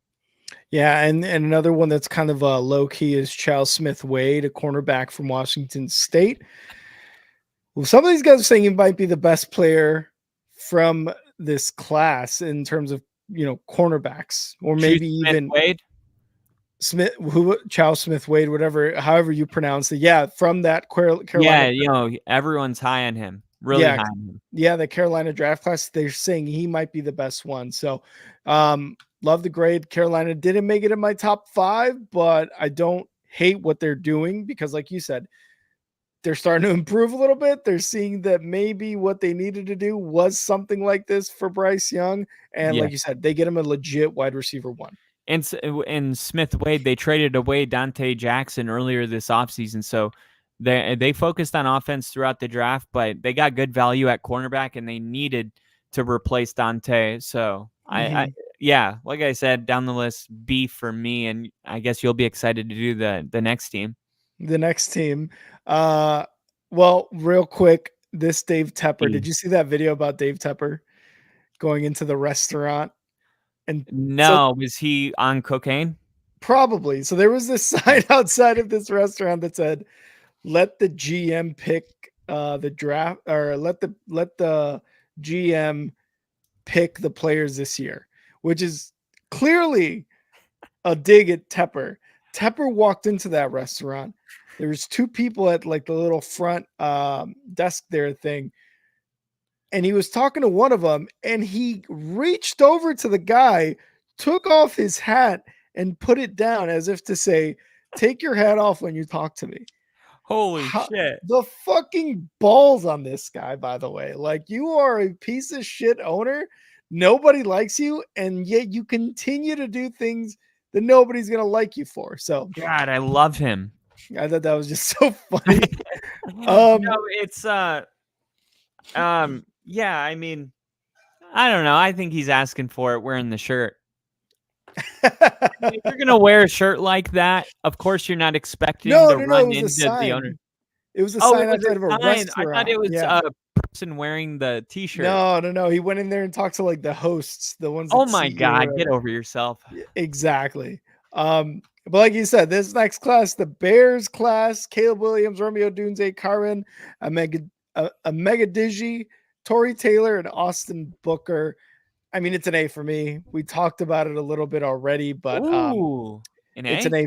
It's an A for me, 100%. I mean, Rome Odunze, Caleb Williams, the dynamic duo of the Bears for the next hopefully 15 years. And then you add in a raw but talented defensive lineman in Booker. The best punter in the draft class. Again, touched a little bit about how the punting for the Bears was the bottom of the league last year. And then you had an offensive tackle who grew up a Bears fan. If all 5 of these guys pan out, this becomes an A+ draft, obviously, right? It's already an A draft. Right. It's already an A draft, and yeah, we Caleb already Williams know 3 of them. Right? I mean, Rome Odunze is going to work. The punter is going to work. Punter's not one of those positions that you're like, this guy was the best in college football, and then he comes to the NFL and sucks. Just flops. Yeah, that's gonna work. Caleb Williams, to some extent, is going to work enough that I believe that there won't be regrets about it. Now, Yeah. who knows what that means? But Austin Super Booker Bowl. and Karan Amigadaji out of Yale. Love It's Kyle's like, let's pronunciations. just be real. If Caleb Williams, Rome Odunze both work, then none of these other guys matter. It's still an That's so true. That is true. So when I look at the Bears, it's quality, not quantity. This was about quality. Did they just add 2 Hall of Famers? Maybe. So yeah, for now it's an A because the expectation is that high. So it could only go down from here. It really can. It really can. Yeah, that's an A for me, straight up. Next one on the board, the Cincinnati Bengals. They got a total of 4, 6, 8, 10 draft picks. Their first pick at 18 being Amarius Mims, the offensive tackle from Georgia. You needed somebody to protect Joe Burrow. They got Amarius Mims, who is I believe, a 2-time national championship with the Georgia Bulldogs. Big boy, definitely going to protect Joe Burrow. And they added Trent Brown to play right tackle in free agency. Oh, they did, right? They did add another one. You're right. Yeah, so man. And but Brown isn't supposed to be the long-term answer. Of course. Yeah. They had another wide receiver there too, from Alabama, Jermaine Burton, because there's a lot. Yeah, because there's a lot going on right now with the wide receivers, T. Higgins, and what's the other guy's name? Are you talking about on defense? No, wide receivers. T. Higgins, Tyler Boyd. Yeah, this is definitely the person. This is going to be the new Tyler Boyd here. Like, to me, he has the upside to replace T. Higgins, but Jermaine Burton is going to be a solid wide receiver 3, and he could develop into a wide receiver 2 for sure. I mean, this could be similar. Jermaine Burton, he can do it all. He's a complete receiver. He still has a lot of room for improvement, but he was still one of the top receivers in this year's class. So and he was kind of fallen too. So I liked the Bengals draft, like you said, going offensive tackle at 18 overall, really solid. Going with Chris Jenkins, he's an immediate difference maker, much more likely to be an immediate difference maker than some of these other players. The value wasn't absolutely great because Jenkins was the 63rd prospect on the board. But putting him in the rotation is nice. Then you got McKinley Jackson, another interior defensive lineman. That they just kept going interior, tough, nasty players. And then early in round 3, that's when they grabbed Jermaine Burton. I thought those picks right there were pretty solid, just talking about their top, 100 picks. But Eric All also, you got to love that pick. Eric All kind of going down the board at that point, and some people had him tight end, Iowa. Yeah, up at like the 3rd, 4th best tight end. So love their draft. For me, it's a B+. Oh, okay, B+. I like that. And Edub also agrees. Just a B. Oh, just a B. Sorry, Bengals. Even Edub likes it too, since he had a quietly awesome draft. They got some needs there. And again, with the situation going on with their wide receivers, obviously Jamar Chase is going to get paid here soon, but bringing a wide receiver from Alabama, Jermaine Burton, and you're going to see how that works out for you. Next up, Cleveland Browns. The Cleveland Browns did not have a first round selection. They had to wait all the way up until the second round. Pick number 54. The Cleveland Browns select Michael Hall Jr., defensive lineman from Ohio State. They, out of the 6 picks, 4 of them went to the defense. And the only 2 offensive picks they made were in the 3rd and 5th round. Zach Zinter, an interior offensive lineman, and Jamari Thrash, which is a wide receiver. Jamari Thrash was very good at Louisville. He was very good at route running.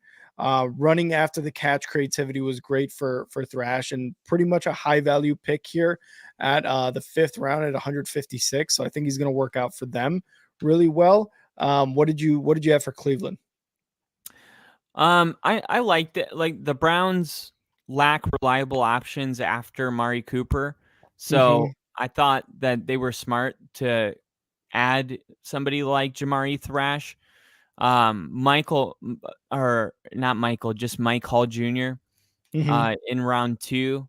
Loved that pick out of Ohio State. And I mean, yeah, this draft's kind of lacking, star power a little bit. Yeah, but it's because of the Deshaun Watson trade. And what's really important to know is that all that whole package that they sent for Deshaun Watson, it's officially over. Okay, there's nothing more. Done. Yeah, it's totally done. So, yeah, of course it's not going to be, like the Arizona Cardinals getting 12 picks. They only had 1, 2, 3, 4, 5, 6 selections. But I think Hall's going to be really good. He has the get off and the footwork to be really solid. They're going to add Schwartz or not Schwartz, Zach Zinter into that interior position. So he's going to get into the rotation. So I think they drafted players that you can expect to see on the field next year. I just don't know how many of them are going to make an impact besides Mike Hall and maybe Zach Zinter and Thrash. But is Miles Harden out of South Dakota going to work out as a corner, in the 7th round? Maybe. I'm not sure. So for me, this is a B-. Yeah, I would have said the same thing. I mean, I'm probably looking at a C for the Browns too. Like you said, not a lot of star power, but I think they did get, at least from what I'm seeing here on CBS Sports, that Miles Harden and Jawan Briggs were pretty good value in the 7th round. But again, you get into the 7th round and you could pretty much go with value anywhere, right? So, all right, before we move on to the next one real quick, guys, because we have, I'm gonna throw this up here. Bill actually became our first super chat of the channel. We are now able to do super chats. So I want to let you guys know, if you guys are watching on YouTube, we're gonna party like Donald Trump dances. Please give us that. I love that you knew what I. Yeah. Please, if you want to give us a super chat, throw it in here. Bill became our first one and shouted out a couple of you guys. So just want to let you guys know that. And if you could please like the video, the live stream right now, that would also be very, very much appreciated. So thank you guys so much. But let's move on to the team that's been getting a ton of shit this offseason, the Dallas Cowboys. The Dallas Cowboys had picked 29 after trading back, which is, they keep going back to what Jerry Jones said. Oh, we're going to go all in this offseason. We're going to go all in. Part of that all in was not signing anybody during free agency and trading back from your 1st round pick. Yes, they got an offensive tackle. They got an offensive lineman, Tyler Guyton from Oklahoma, and a couple other ones as well. So rebuilding the offensive line. Huge. Yeah. So, restructuring that offensive line was something of a important thing to do.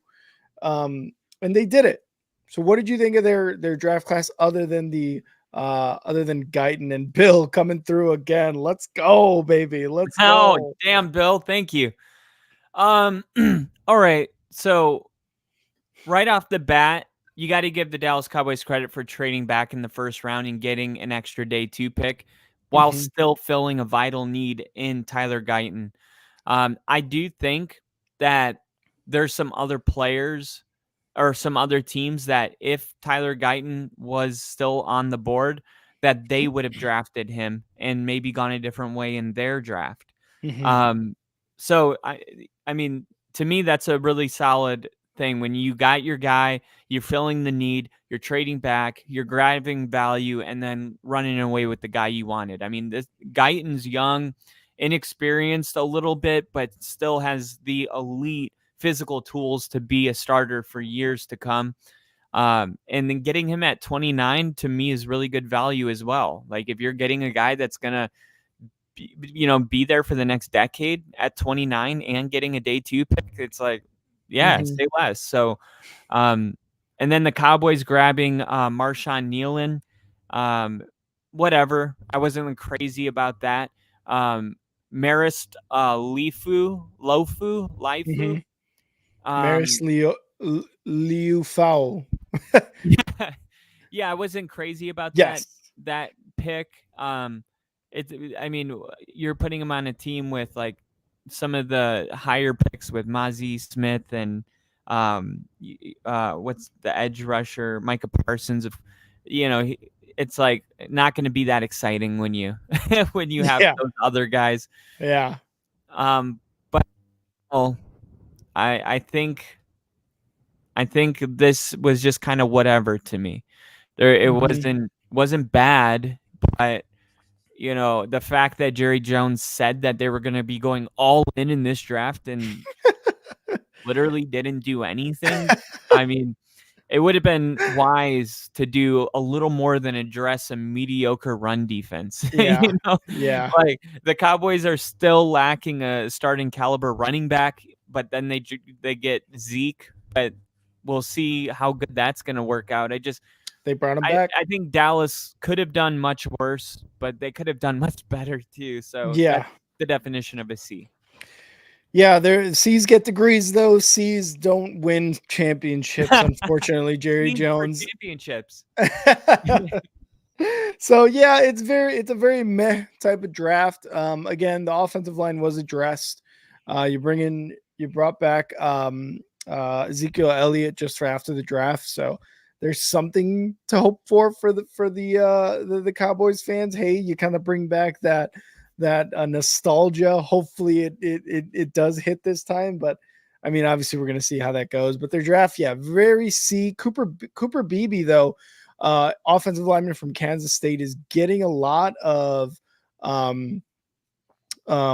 praise for still being there in the third round. So they're saying that the Cowboys actually got a pretty damn good value there with Cooper Beebe to upgrade their offensive line. So I agree with that.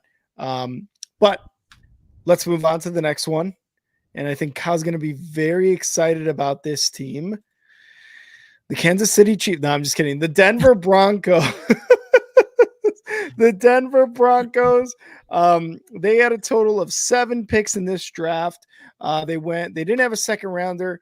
But the big headline pick was Bo Nix, Kyle. I'll let you go through the rest of the picks, but Bo Nix was the pick of this draft. Right. Sean Payton, that was his guy. Tied to him all along and ends up being able to run away with him, and they decide to roll the dice on accuracy and athleticism. And I think it's going to pay off because of Sean Payton in the position he's going to put him in.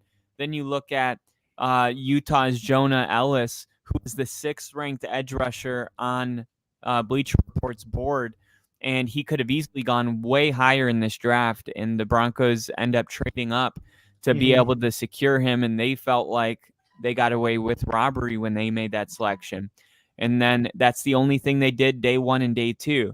And then day 3, you might have missed it if you turned the draft on even 2 minutes too late, because they moved up to secure Troy Franklin. And this is a guy that's definitely going to stretch the field. He's already has that established chemistry with Nix. This is something that we don't see very often, but it's cool. It's like when Joe Burrow got Jamar Chase. I think you just can't really put a price tag on that chemistry already pre-existing.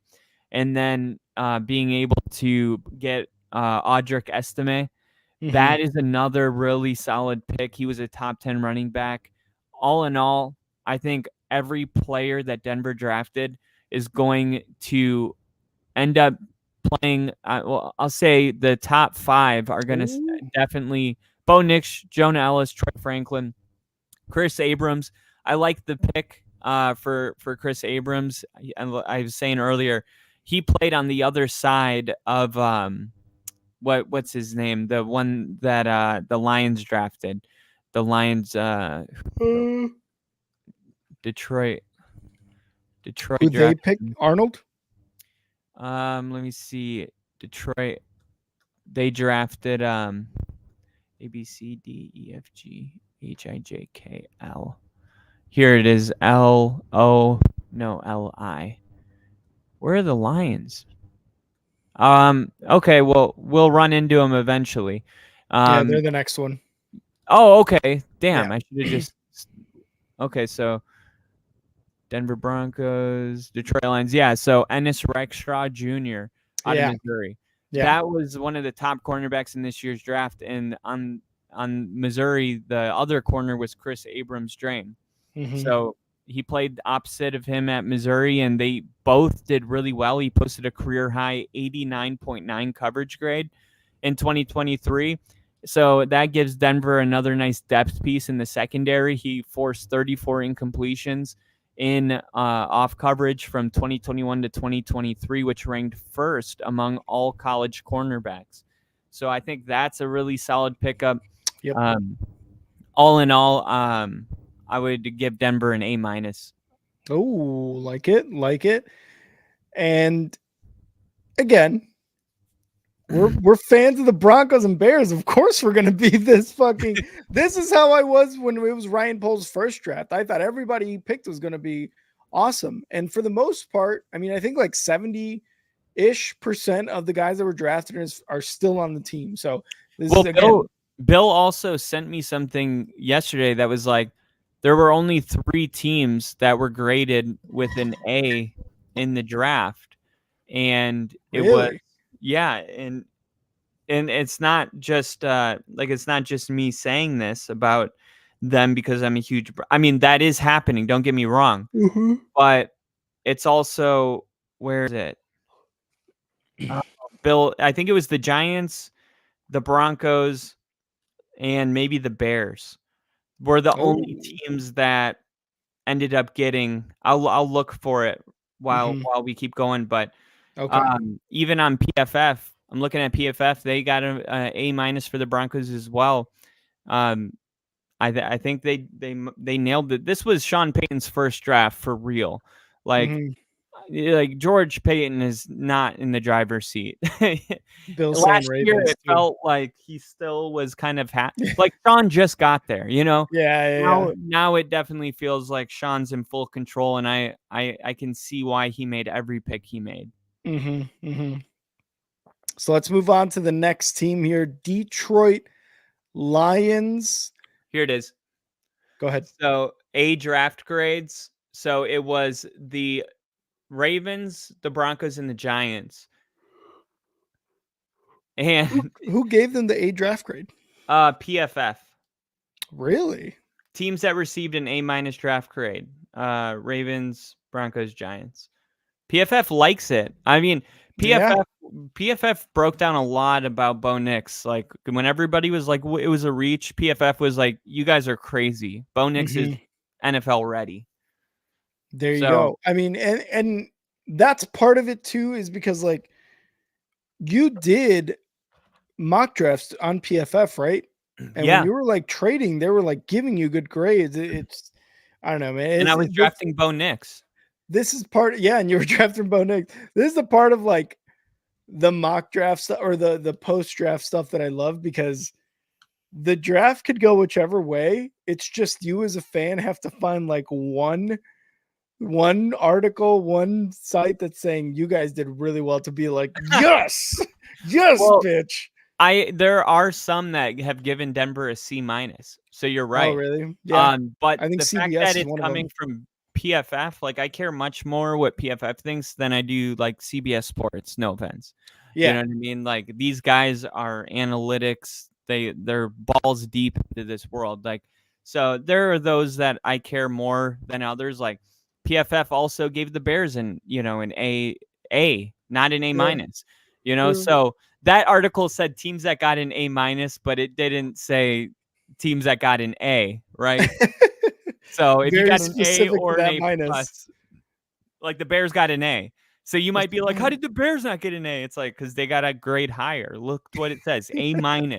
Teams that got an A-. So Yeah, for what it's worth, the Bears were also on the list if you're just grouping A's together. All the A's. All the A's. All the A's, baby. Moving on to the Detroit Lions. Their first 2 picks, one of them, which I think was a great value, Wrong. were cornerbacks. Their first one being Terrion Arnold, someone that Kyle did want at 12 if the Broncos were to stay at 12. Obviously, it was the Bo Nix pick, but they got Terrion Arnold. And again, with what the Lions are losing at cornerback, this was a very smart pick for them because they went out and they got the thing that made their team, or at least their defense too, just instantly better. And what did they do when they followed up the Terrion Arnold? One of my best value picks, Ennis Rakestraw Jr., the cornerback from Missouri. Kyle touched on him just here a little bit when we were talking about the Denver Broncos, but this was one of my value picks right here. And the Detroit Lions, man, those first 2 picks to go cornerback, I think people are going to look at that and be like, don't love it. But for me, I loved it. Terrion Arnold and Rakestraw, loved it. Yeah, it's an A- for me. I thought the Detroit Lions did a really great job. Of course, Terrion Arnold was somebody that I really wanted personally. Ends up falling to 24, which is pretty far down the board.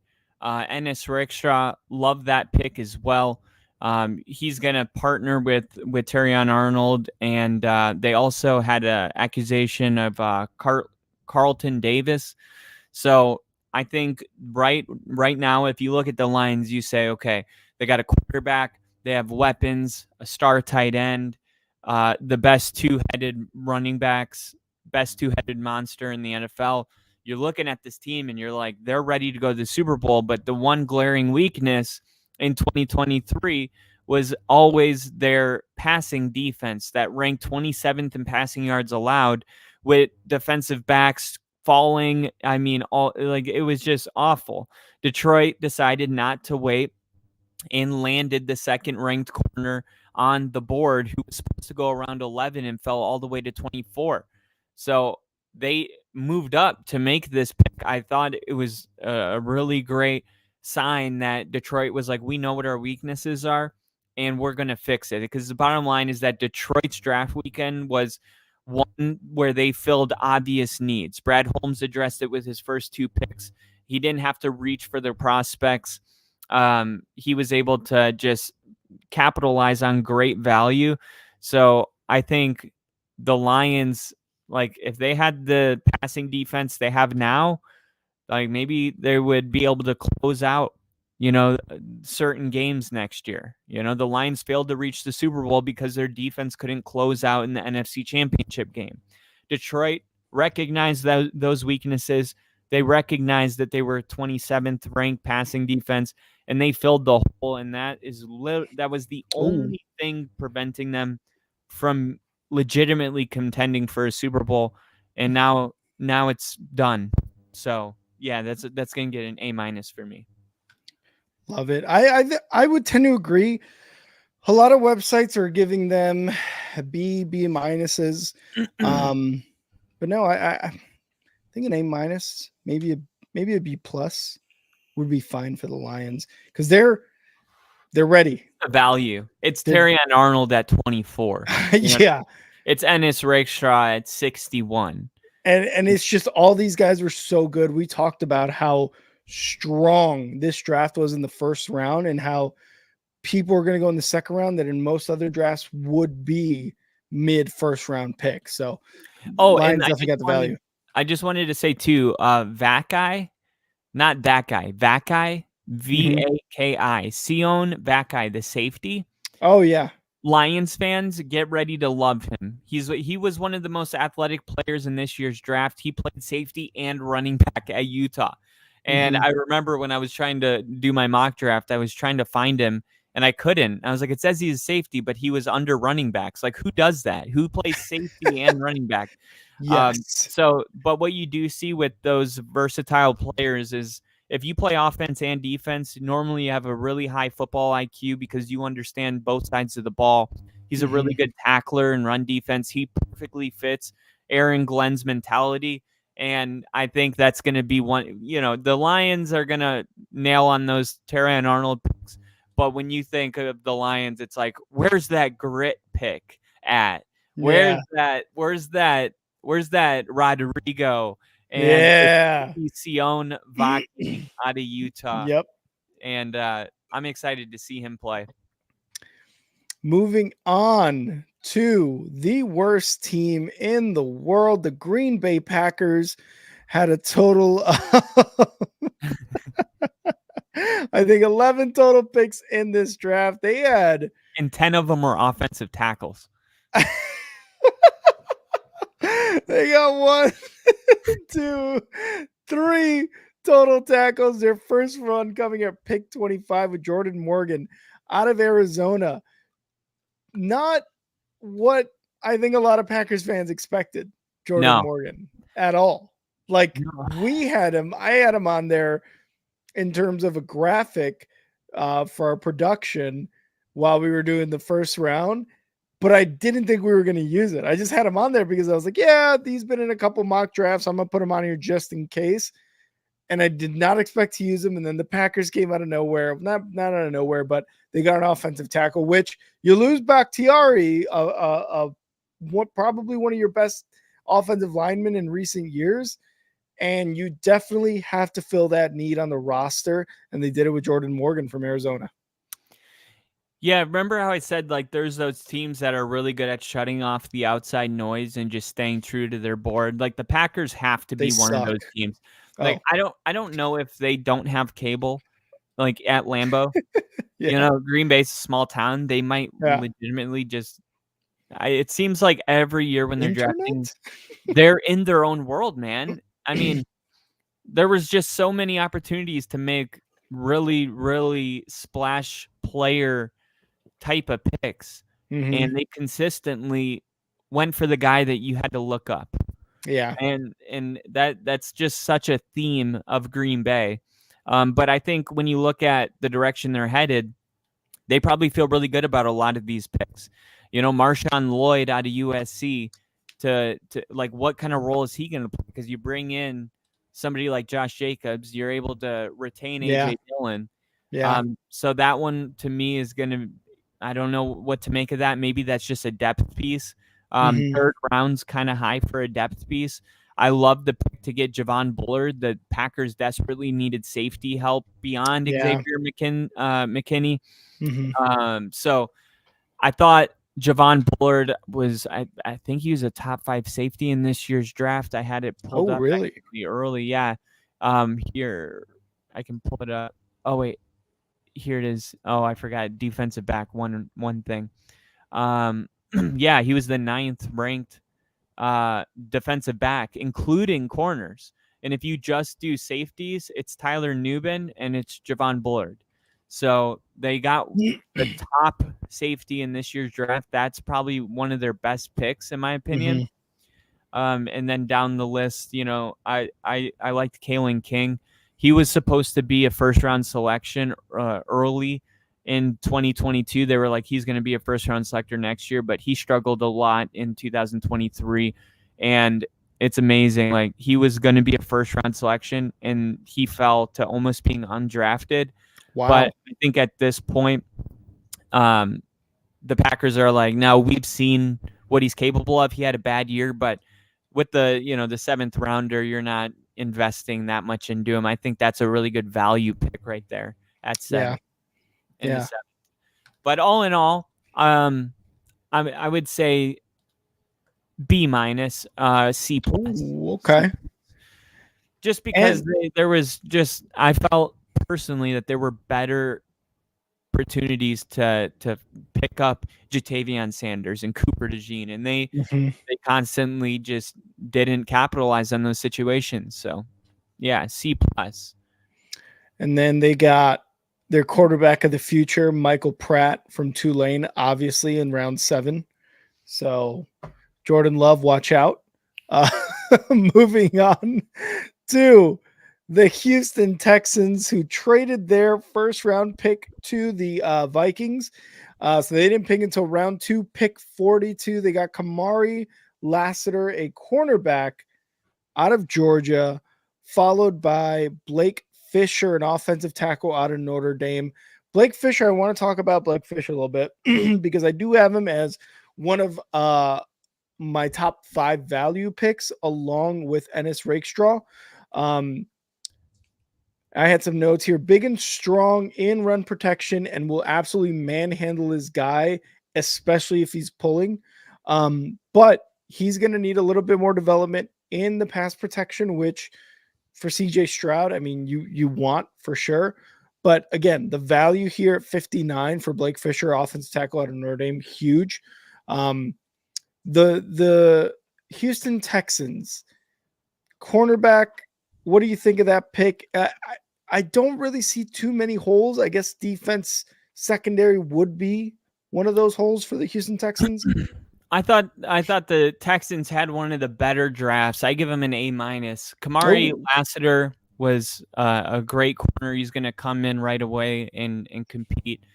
He was in 68th percentile in PFF's coverage grades in 2022, but he's gotten better in each of the last 2 seasons. Houston also brought in Jeff Okudah and CJ Henderson to compete for the spot across from Derek Stingley. I think ultimately Kamari Lassiter is going to see the field a lot. And then bringing in Notre Dame's Blake Fisher, a sturdy right tackle, is always it's always good when you can put depth in your front. And then I love the pick of Kalen Bullock.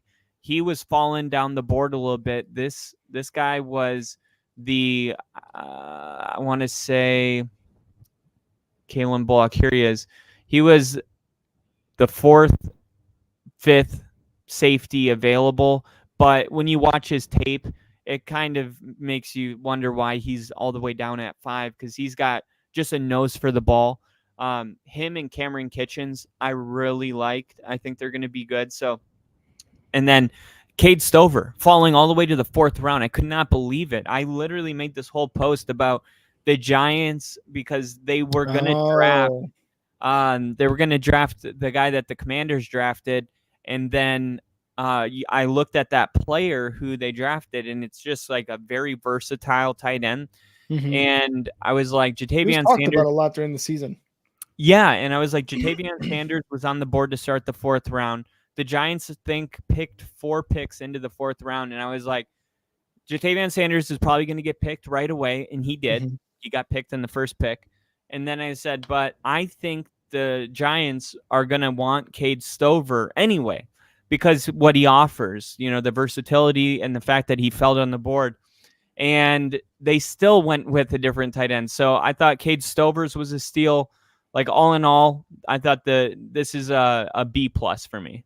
Oh, like it. I think most grades agree with you, right around that B. Yeah, so I'm seeing that for the Houston Texans as well. You like the draft. I'm sure Houston Texans fans love it because they know they're kind of on the cusp there. So a really good draft here is going to more or less possibly even take them to the next level. But let's move on to Ginger's Indianapolis Colts. The Indianapolis Colts, with their first selection, number 15 overall, took what some are saying is one of the better edges here in the draft. Laiatu Latu goes to the Indianapolis Colts at 15. Laiatu Latu is a guy who is a little perplexing because a few years ago, doctors were telling him to basically medically retire because of some neck injuries from football. He went to UCLA, trained up, got better, and then got the word from other doctors that, hey, you're good to start playing. He started playing, and he went from being told to medically retire from football to being the 15 number overall pick at the edge position, which a lot of people thought him and Dallas Turner and Jared Verse, it was pretty much one of those 3 guys is the best one. And then they went and got in the 2nd round Adonai Mitchell, the Texas wide receiver. Dude, the Colts, man, those first 2 picks, that's really damn good. That is really damn good to get Latu and then Mitchell at a wide receiver there. Yeah, I gave them an A. I thought the Colts were one of the teams that just really handled their business really well. So you get the receiver on the other side of Pittman. You bring in a star edge rusher, the best in this year's class at 15. So when I look at 15 and their second round selection of Mitchell, I'm like, man, those are very valuable picks at the spot that they were picked. And then Matt Goncalves out of Pittsburgh, I love this pick. He's one of the best tight ends. He's a swing lineman. He played both right and left tackle at Pittsburgh, and he had a 70-plus PFF grade in both of the past 2 seasons. So he's going to immediately come in and bring his versatility to the offensive line. They did the same thing with Bortolini. He allowed just 1 sack in 11 total pressures from 479 block passing snaps last year. So I see that they got better at the line. I see that they got, a good pass rusher, a really good receiver.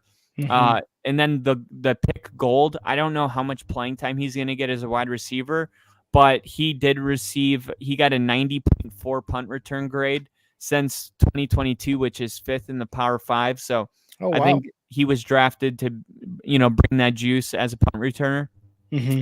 And I do think the Colts drastically improved through the draft, and that's what A's are reserved for.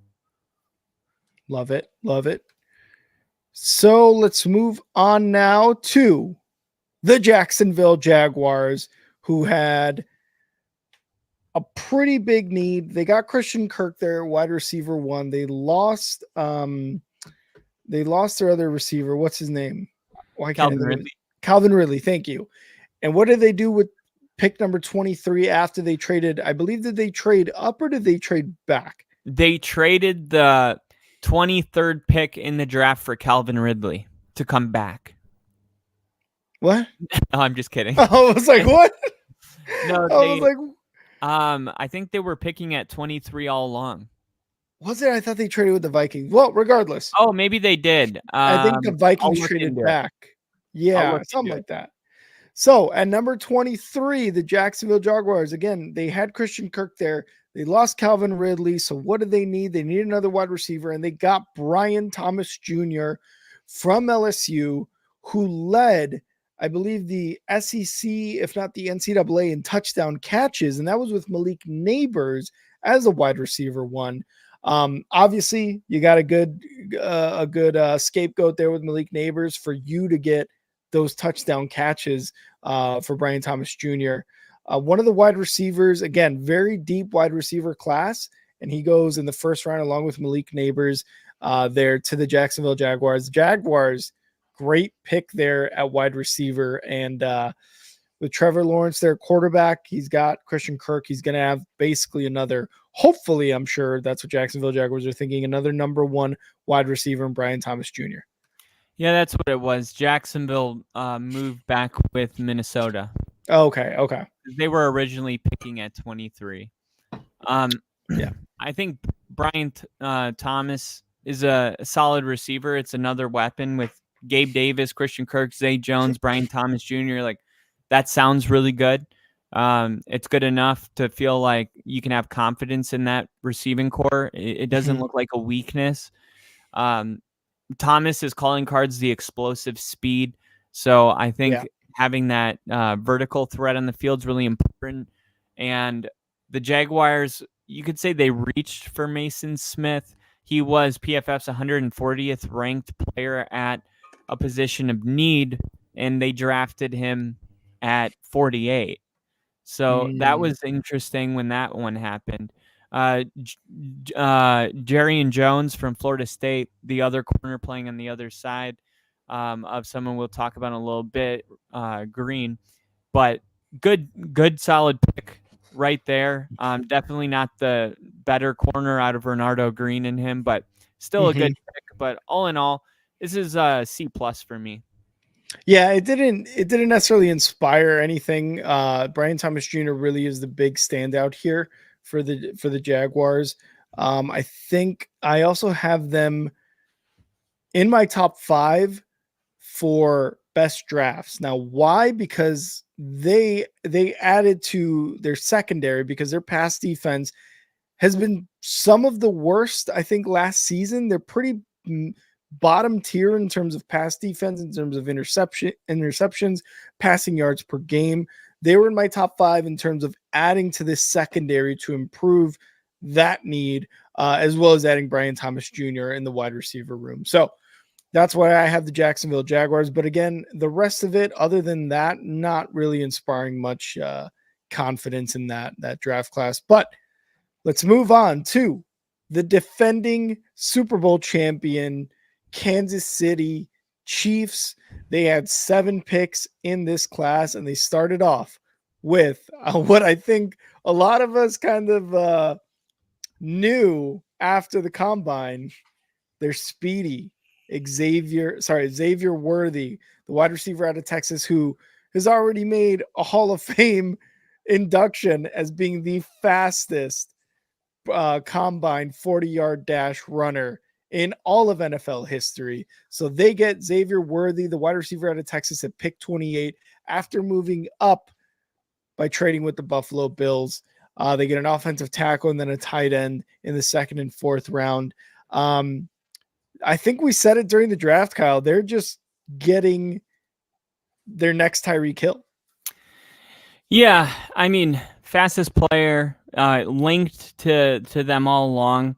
But if you look at where these like receiving grades, they were in the low 70s the past 2 seasons. Mm-hmm. And there's, legitimate concerns about his 172-pound playing weight. I think it, at the end of the day, it's a gamble by the Chiefs because it's a gamble and we don't know if it's going to pay off or not at this point. Yeah. Right. But the organization is desperately looking to make their offense more aggressive. So it's a pick that your fan base can get behind. It's an exciting player and, TBD. Now, some of the other picks, I like the Jaden Hicks out of Washington State. The Chiefs continued to freaking stack up really productive defensive backs through the draft. If you watch the Senior Bowl, Hicks was a standout player in that. He earned an 83% coverage grade in 2023. He's extremely smart, and he's gonna definitely fit in that DB room, and he's gonna be just a young, hungry player that's gonna get playing time, and it's gonna work. It's one of those picks where you're like, that's gonna work.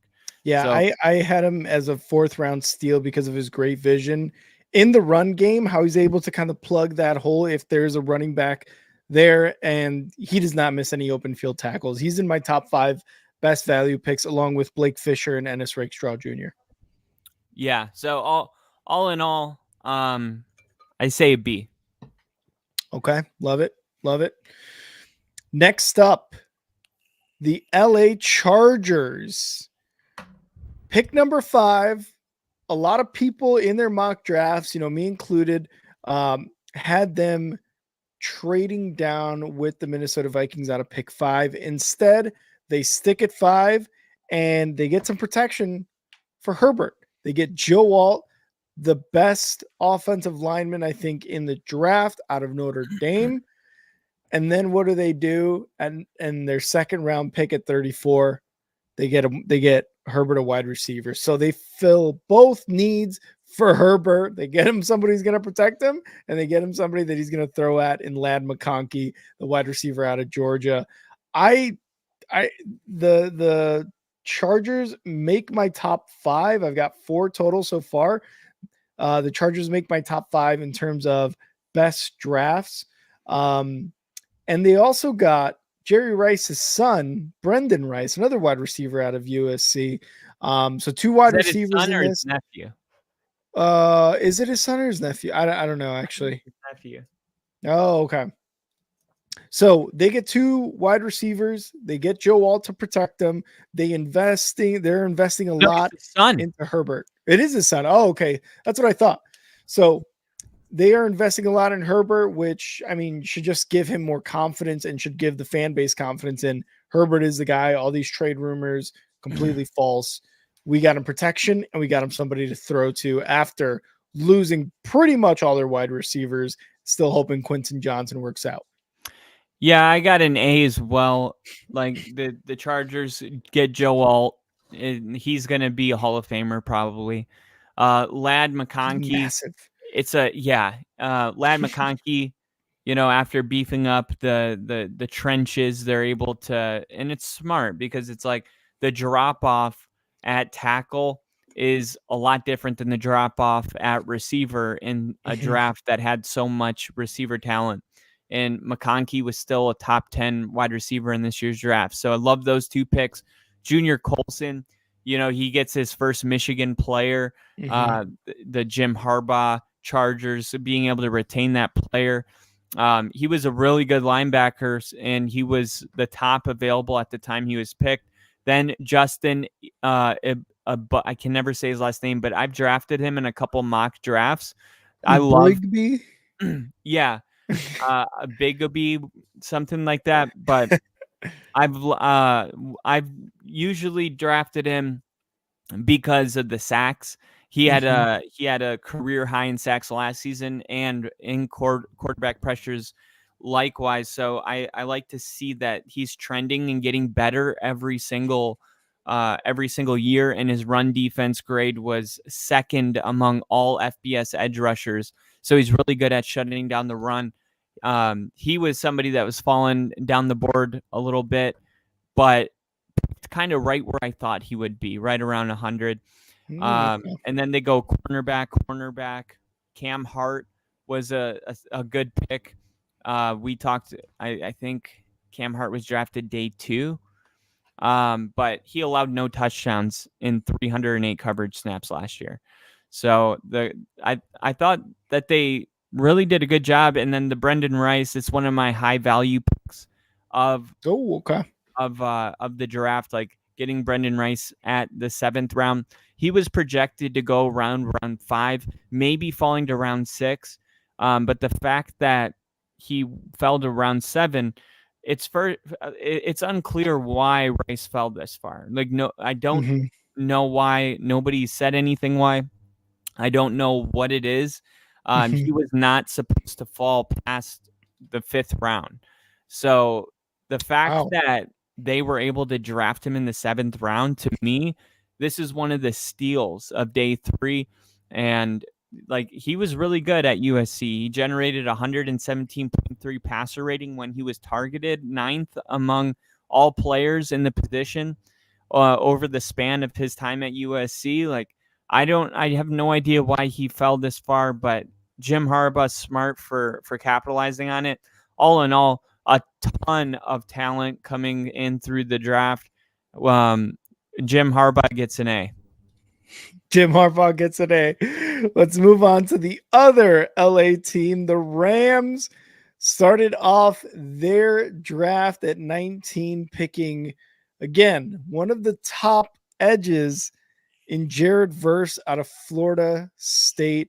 The Rams losing Aaron Donald, obviously, in this offseason, make up for that by getting Braden Fisk, the defensive lineman out of Florida State. And I'm sure Kyle's going to talk about Braden Fisk here, but going defense, those first 2 picks, Kyle, I like it from the Rams. I like it from the Rams because their offense seems to be pretty set right now.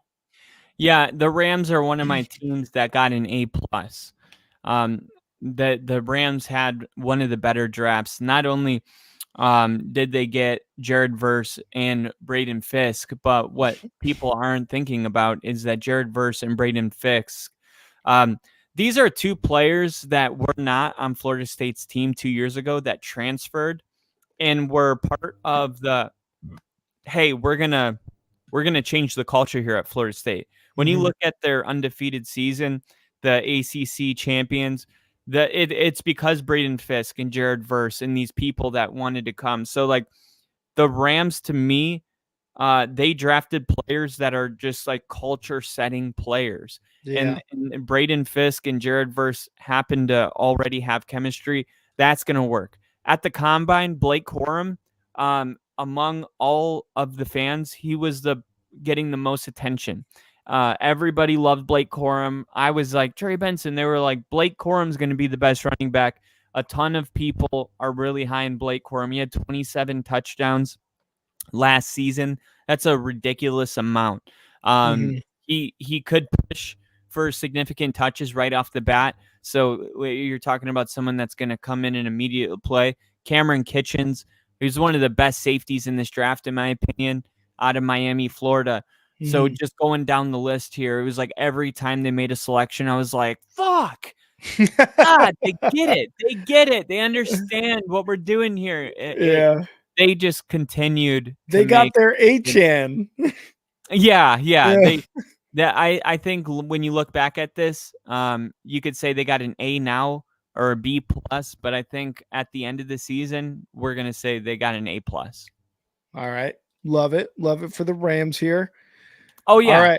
All right. And they got Joshua Carty, who was the only kicker that was graded higher than Will Richard or Rickards.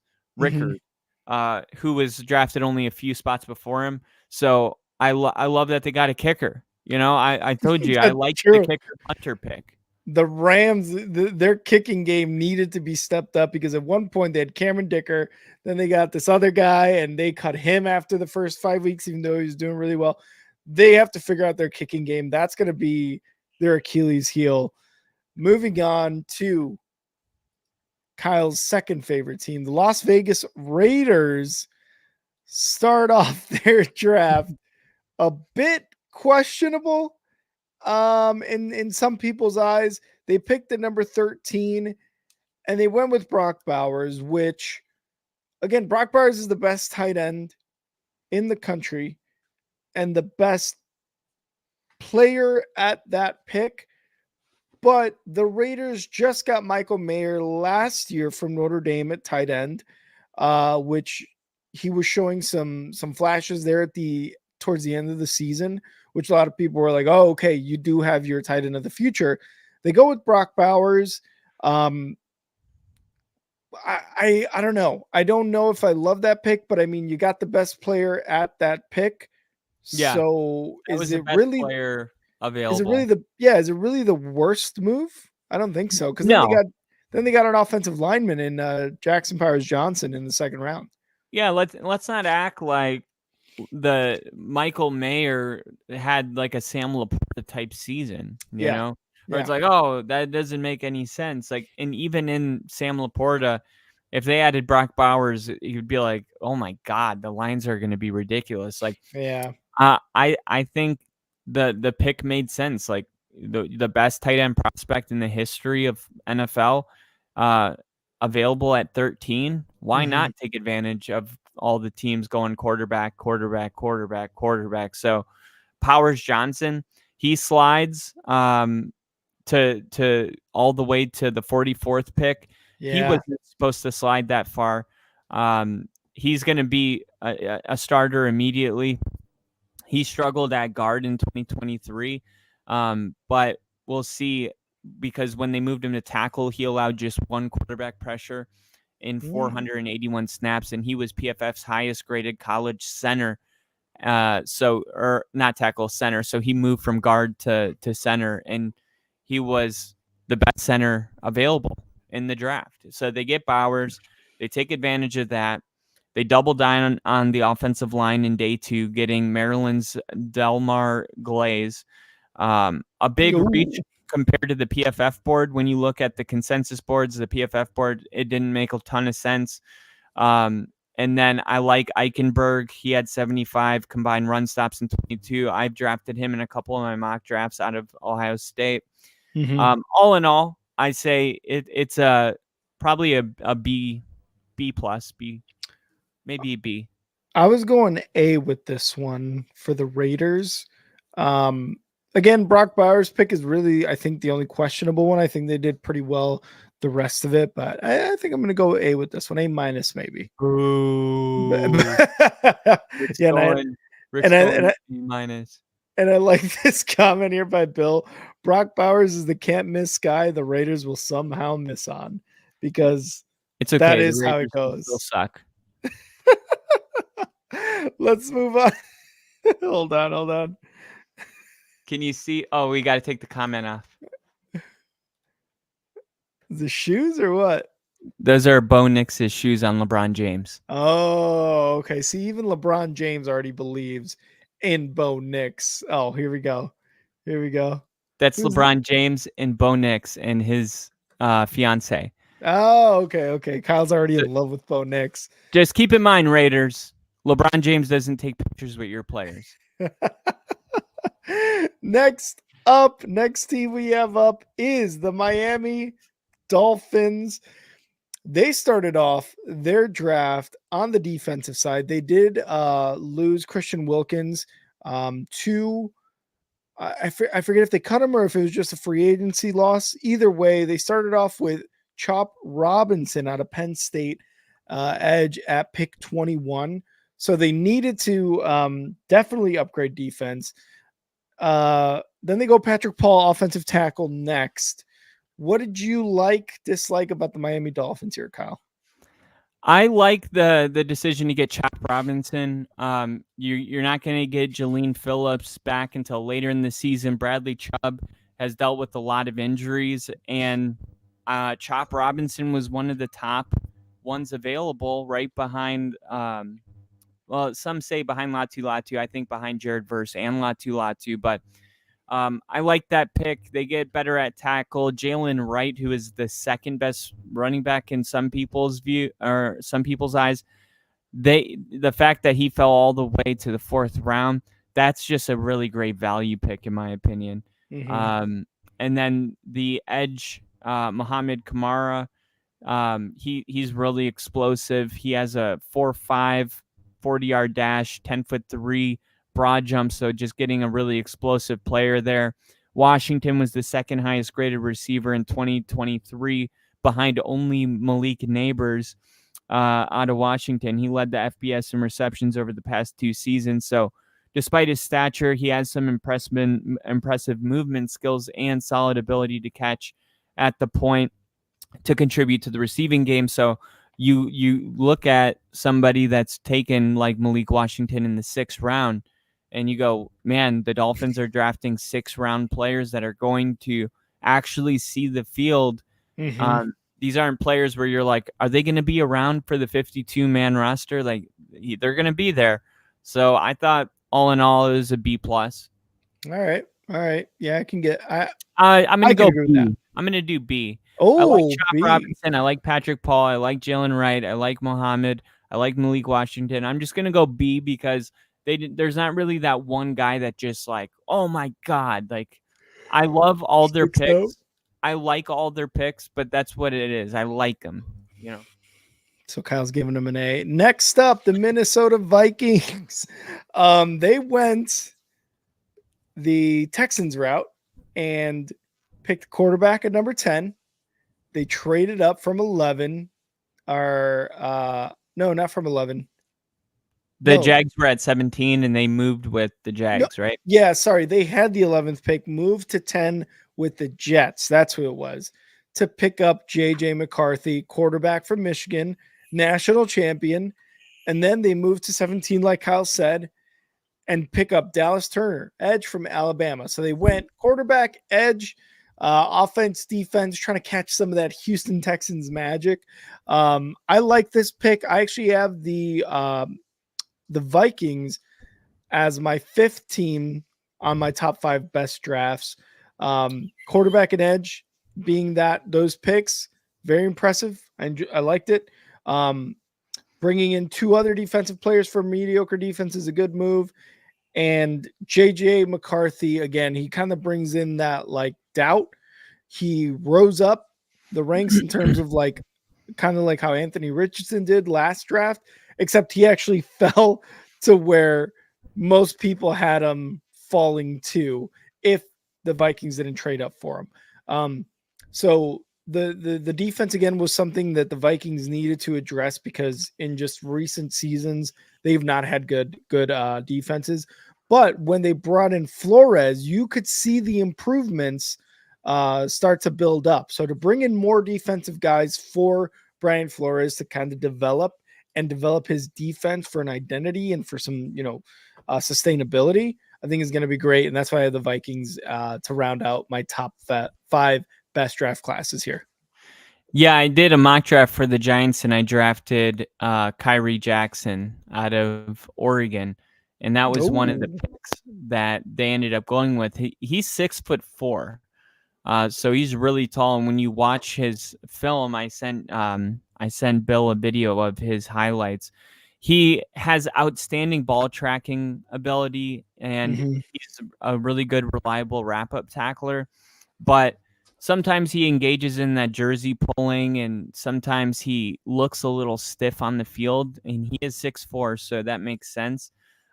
He has a little bit of limitations in his hips with his height. I still think it's a good pickup right here at this point in the draft, where you're not taking a huge chance. He's a 4th round selection. He could have gone as high as 2 or 3, and I think that's a really good pick. And then the best kicker I thought in this year's class was Will Reichard out of Alabama. So they get a good quarterback, maybe, who knows, but they go quarterback, edge, and then get a corner. I think you're looking at 4 of these 7 are going to play all 99% of the snaps on special teams, offense and defense. So you just got to draft where they're going to contribute. We don't know how good McCarthy's going to be, so B+ for now. Okay, like it. New England Patriots are the next team. This is the first non-Bill Belichick draft since I can remember. Let's be honest, right? Since we were even a thought or a fish in our dad's nuts. Since before I could even remember what football was or is. 3rd pick overall, they take Drake May, the quarterback out of UNC. Big guy, 6'3", 6'4", something like that, like 200 plus pounds, a very big quarterback, Josh Allen type, honestly. But the thing about Drake May is there still needs to be some development in terms of his footwork. And that's something that Bill Belichick did say, I believe, during the draft as well. His footwork definitely needs work. And then they went and got Joe Milton, the 3rd, the quarterback out of Tennessee too. So 2 quarterbacks, 1 draft. I bet the Patriots and Patriots fans during the Tom Brady and Bill Belichick era were like, this is never going to have to be a worry. And yet here we are. Yeah, they beef up the offensive line, going with an offensive tackle, and then in the 3rd round, and then in the 4th round, getting a guard. You get one of the best quarterbacks, the number 2 quarterback in this year's draft, Jalen Polk, in the 2nd round. You needed that. I still think, like, if you're the Patriots, you still need more. This is a rebuild. I love Jaheim Bell. He was some people's favorite tight end, so you got him in the 7th round. Now, is he going to be able to stay healthy? That's the big thing. He dealt with a lot of injuries at Florida State, but he earned a 73.4 PFF grade in 2023, which was 13th among tight ends. But if he does catch the ball and he does stay healthy, he is exceptional with the ball in his hands. He had the most yak yards, I think, of any tight end. Really? It was a really, really solid pickup right there. Milton, he's the backup. You need a backup. So for right now, no threat there. But Javon Baker, I love this draft pick of Javon Baker out of UCF. He was somebody that I kept looking at throughout this process. He averaged 3.21 yards per route in 2023 to rank 4th in this draft class. He can make plays downfield. He was averaging 21.9 yards per reception to lead the class.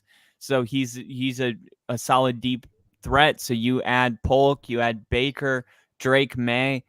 Jaheim Bell, you're starting to put together a pretty solid team, and especially 7th round, you're going to be putting Jaheim Bell probably as your starting tight end because they lost. Who did they lose? Mike Gesicki.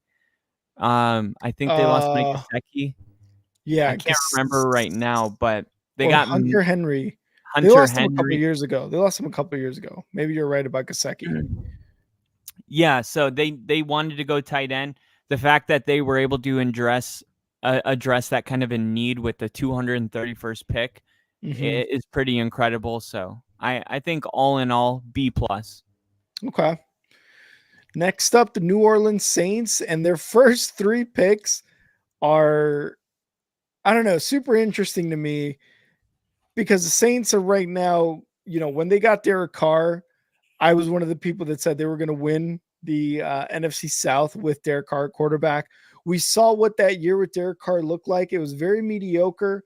It wasn't as exciting as we were thinking it was going to be with Chris Olave there and that offense. So their first pick at number 14 was Talizi Fuaga, offensive tackle out of Oregon State.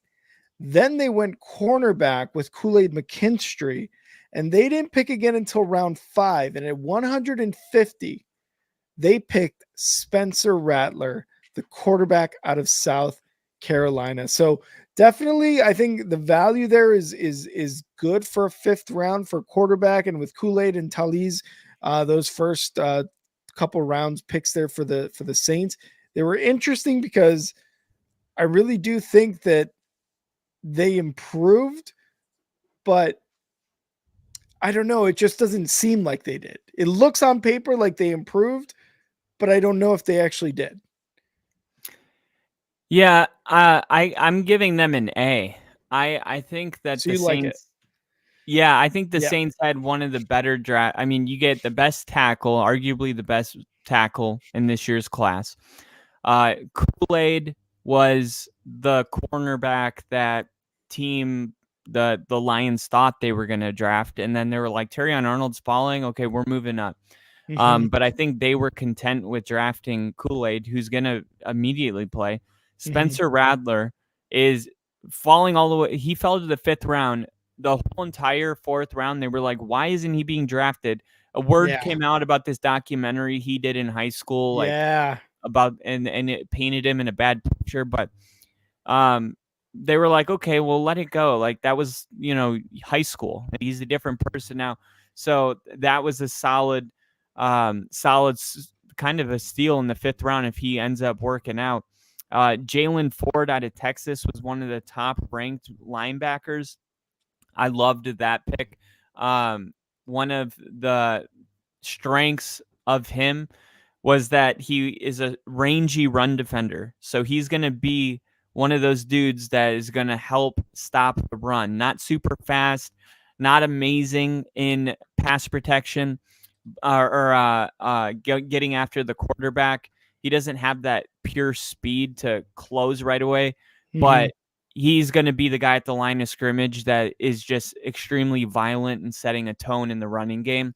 So I thought that was a really good pick, that the fact that they were able to pull that off in the 5th round, and then some depth pieces. But all in all, I look at this draft class and I'm like, the Saints are a much better team with the draft that they had. Mickey Loomis crushed this. All right. Love it. Now, next, it's a pretty easy one. New York Giants, they get an F. Moving on, New York Jets. No, I'm just kidding, Bill. Let's talk about the New York Giants. Number 6 pick in their first round.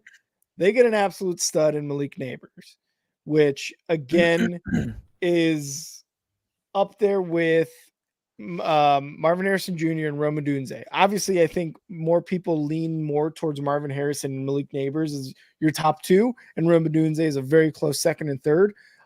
But the Giants, for the most part, they go with the best available. They go with Malik Nabers. They go with the playmaker. Obviously, they still have a quarterback there in Danny Dimes that they don't necessarily believe in, but hopefully with all these weapons here, especially with Nabers now, He can get the ball downfield.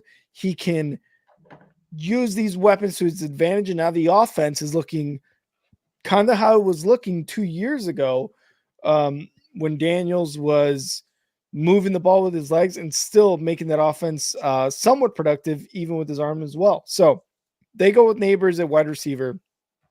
They get some help at safety in the second round with Tyler Nubin.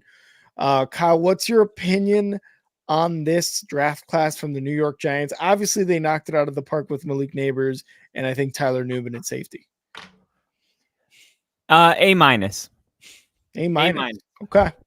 They get the best safety, Tyler Nubin. Andrew Phillips is going to be solid. Theo Johnson is the tight end that they wanted. They could have drafted Kate Stover, but when you look at Johnson, he generated a Big Ten best 146.6 passer rating when targeted. Tells you that he's very quarterback friendly, able to make adjustments, really good as a receiving threat as well as a blocker. He's somebody that isn't going to shy away from blocking. Tyrone Tracy out of Purdue. Just the fact that Malik Neighbors, Tyler Nubin, their first 4 picks score an A. I like the Darius Masua, I think is how you pronounce him. I think he's a well-rounded linebacker. And he was at Hawaii before going to UCLA, I believe. I thought I had that in my notes, but I don't. But he was somebody that was drafted, I believe, to make an impact on the special teams. People got to remember those 6th, 7th round draft picks are special teams contributors. Like, special teams is very important. So you just don't want to overlook, those picks there in the 7th round. He's definitely going to, get on the field in special teams. Not sure how much he'll get in real defensive situations, but he could easily earn himself with good play on special teams. That's how Shannon Sharp got his gig, taking advantage of his special team opportunities. So, yeah, I'm gonna give the Giants an A minus. Yeah, I would agree with that. And Bill saying here Tyrone is going to be good. I have that feeling he's going to threaten Devin Singletary for that running back position. And with the tight end, Theo Johnson, I mean, seeing as how Waller was almost a non-factor this entire last season, you hope that from what I've been reading on Theo Johnson, he's got his best football ahead of him. He is a very physical guy, and like you said, willing to block, but also willing to be that tight end that can catch the ball and create space. So let's hope that can happen for the New York Giants. You give him an A minus or an A? A minus. A minus. Okay. So let's move on over to the other New York team, the one whose quarterback went down after just 4 plays last season. And the New York Jets, with the 11th overall pick Olu Fashanu, the offensive tackle out of Penn State. They bring in a offensive lineman to protect Aaron Rodgers, because they are still banking on Aaron Rodgers, 41 years old, however old he is. It's Aaron fucking Rodgers, and they need him to work. So they bring in some protection for him. They also bring a wide receiver, Malak Corley, out of Western Kentucky in the 2nd round. They also brought in Jordan Travis, quarterback out of Florida State. And Kyle, I know you like Jordan Travis. You're a Florida State fan. So what did you think of this draft class from the Jets? Yeah, they're going to get an A for me. I thought addressing the offensive line, which has been the obvious weak point for the last few years, I'm glad they didn't overthink it. I'm glad they didn't draft Brock Bowers. I thought Malachi Corley was one of the more interesting picks, because he's unique in that he used to be a running back, and he's phenomenal with the ball in his hands. So I think it's another really great pick when you're trying to get Mike Williams to stay healthy. Maybe he can't. You still want to have another weapon on that team. It's a great depth piece, and I could see himself getting on the field more and more as the season continues. And then Braylon Allen, one of the top running backs in this year's draft. I thought getting him in the 4th round was insanely good value. And then getting Jordan Travis, okay, that's awesome. That's the one thing the Jets didn't have. You have Aaron Rodgers, but who's behind him? I'm sure the Jets are sitting there watching Jordan Love going, hey, why don't we fucking do that now? Like, you know what I mean? We could put someone behind him and then he'll be Yeah. good, you know? And Yeah. honestly, when you think about it, like, they'd be dumb not to, right? Mhm. Like, you have to have some kind of plan, you know, for when Yeah. Rodgers goes, and they didn't have that with Zach Wilson getting traded. So I think Jordan Travis is actually going to become the starting quarterback for this team. Oh, wow. And I think we'll see how good he does, but I think he's going to compete. He's not going to take over for Aaron Rodgers, but he doesn't need to. This is a great situation for Jordan Travis. Mhm. Isaiah Davis, like that pick out of South Dakota State. They go with another running back, really trying to get a 1-2 punch, try to figure out who is going to rise. Obviously, Braylon Allen and Breece Hall, that's an insane backfield. You're Mhm. seeing more and more teams get 2 running backs, and the Jets are the latest to do it. So Braylon Allen and Breece Hall, that's going to be insane. But you look at this Jets team, and they upgraded their offensive line. They got a running back to do the Mhm. David Montgomery, Jahmyr Gibbs thing. They add another receiver. They got a quarterback learning from one of the greatest. Like, there's nothing not to love about how the Jets handled their business. So they got an A. Like it. Okay. So both New York teams getting at least an A here, A minus here.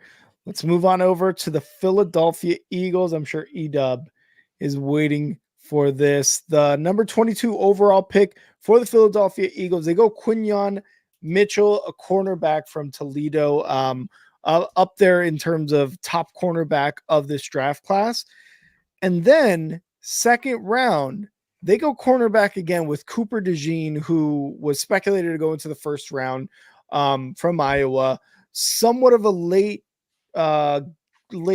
game surge for Cooper DeJean after he kind of wrote the letter to all the GM, said, hey, I am medically cleared.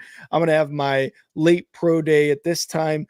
Still went in the second round, and the Philadelphia Eagles get great value there with Cooper DeJean and Quinyon Mitchell. They get 2 top cornerbacks in this draft class, and something that they definitely needed in terms of their defense. So, Kyle, what did you think of these 2 picks, and what did you think of the draft class overall? There's only 3 teams that got an A+, and the Philadelphia Eagles are one of them. Nice. Quinyon Mitchell, best corner. Cooper DeJean, best corner. So, I mean, like, just right off the bat, I wrote this down earlier today. So you're going to have Christian Gardner-Johnson is probably going to move to safety because he's comfortable with that. And then you're going to have Mitchell on the outside, and then Cooper DeJean will be your nickel. Like, automatically, this is one of the most talented backfields in the NFL immediately. Mm-hmm. Then you look at Jalix Hunt from Houston, and I love this pick as well. Really explosive player that's going to come in and make an impact right away. He was the 16th ranked edge in this year's draft. He was projected to go in the 4th round. So you're kind of true to where he was drafted, but a little early. But if you love a guy, you love a guy. And his tape suggests that he's going to make an impact.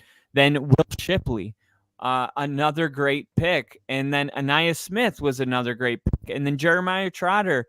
Like, if you guys haven't watched the film on these players, I didn't know Trevor Keegan, the guard. I didn't know I did know Johnny Wilson because he went to Florida State. Dylan McMahon, center out of NC State. I didn't know him, but all these other players I was aware of because of how good they are. The fact that this is not a list of, just random talented players, but this is an actual list of players that was drafted to a team as good as the Eagles is absolutely insane. Yeah. And I also wrote this, Jalix Hunt is in the 3rd round is a really good pick because Vic Fangio, he's the type of player, or he's the type of coach to believe that pressure or coverage creates pressure. Some people believe pressure creates interceptions. Yeah. But Vic Fangio is old school in the way where he believes that good coverage will create pressure. So you're telling me Mitchell Cooper, Chris Gardner-Johnson with Vic Fangio, then you draft an edge that is going to get after the quarterback because there's going to be coverage sacks because no one's going to be open. Mhm. So it's amazing. The what did I put? 27 before now. I put this as well.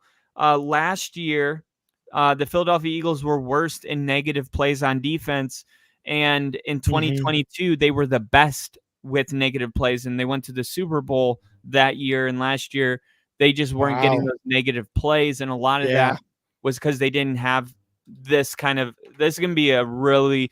I mean, Nolan Smith and Jalen Carter are going to need to take a next step. I think they're going to. I think the Eagles are in line to be another Super Bowl favorite. Yeah, and I have the Eagles, honestly, and Bill's like, I know Ian and Rick are enjoying my suffering. I have the Eagles as one of the most improved teams with just these two quarterbacks as their first two picks. Last year, you noticed after the week 10, I believe it was, game against the Chiefs, that not only did the Eagles kind of just collapse, but if you look at those scores, a lot of those scores that they gave up were 30 plus points, meaning teams knew they could throw against the Eagles because their secondary was that bad. And that's exactly what they did. That's exactly what Tampa Bay did to them in the wild card round. That's what teams did to them after that Chiefs win, right?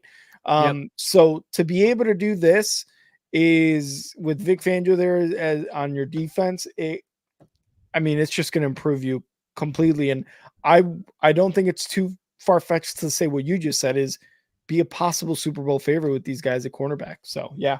Yeah, and Jeremiah Trotter Jr., yeah, if you don't know who he is and you don't know who Ainias Smith is, I don't know how to pronounce them, but I have looked at film on, 40% of the players, and these are all just players that you watch their film and you would be stoked if your team made that selection.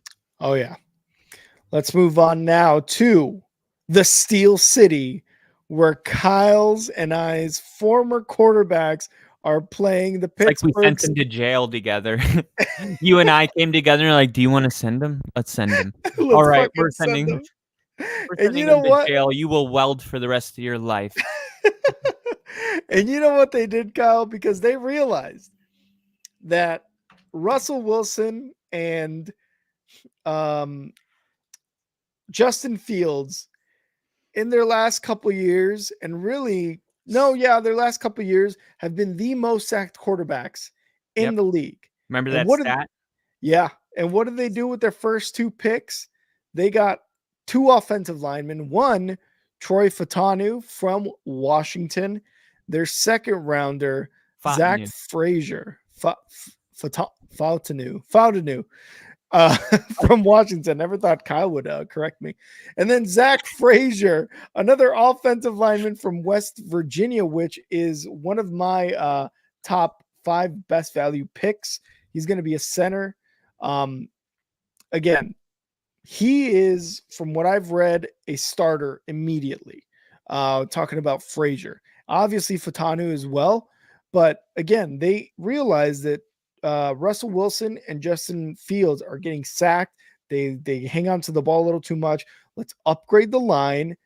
Let's get them that protection. Give them some time to go through their reads and stuff and just to kind of play to their, I don't want to say strengths, but to at least protect them to make better decisions. And they go with those two and they make great decisions there. What did you think of the Pittsburgh Steelers?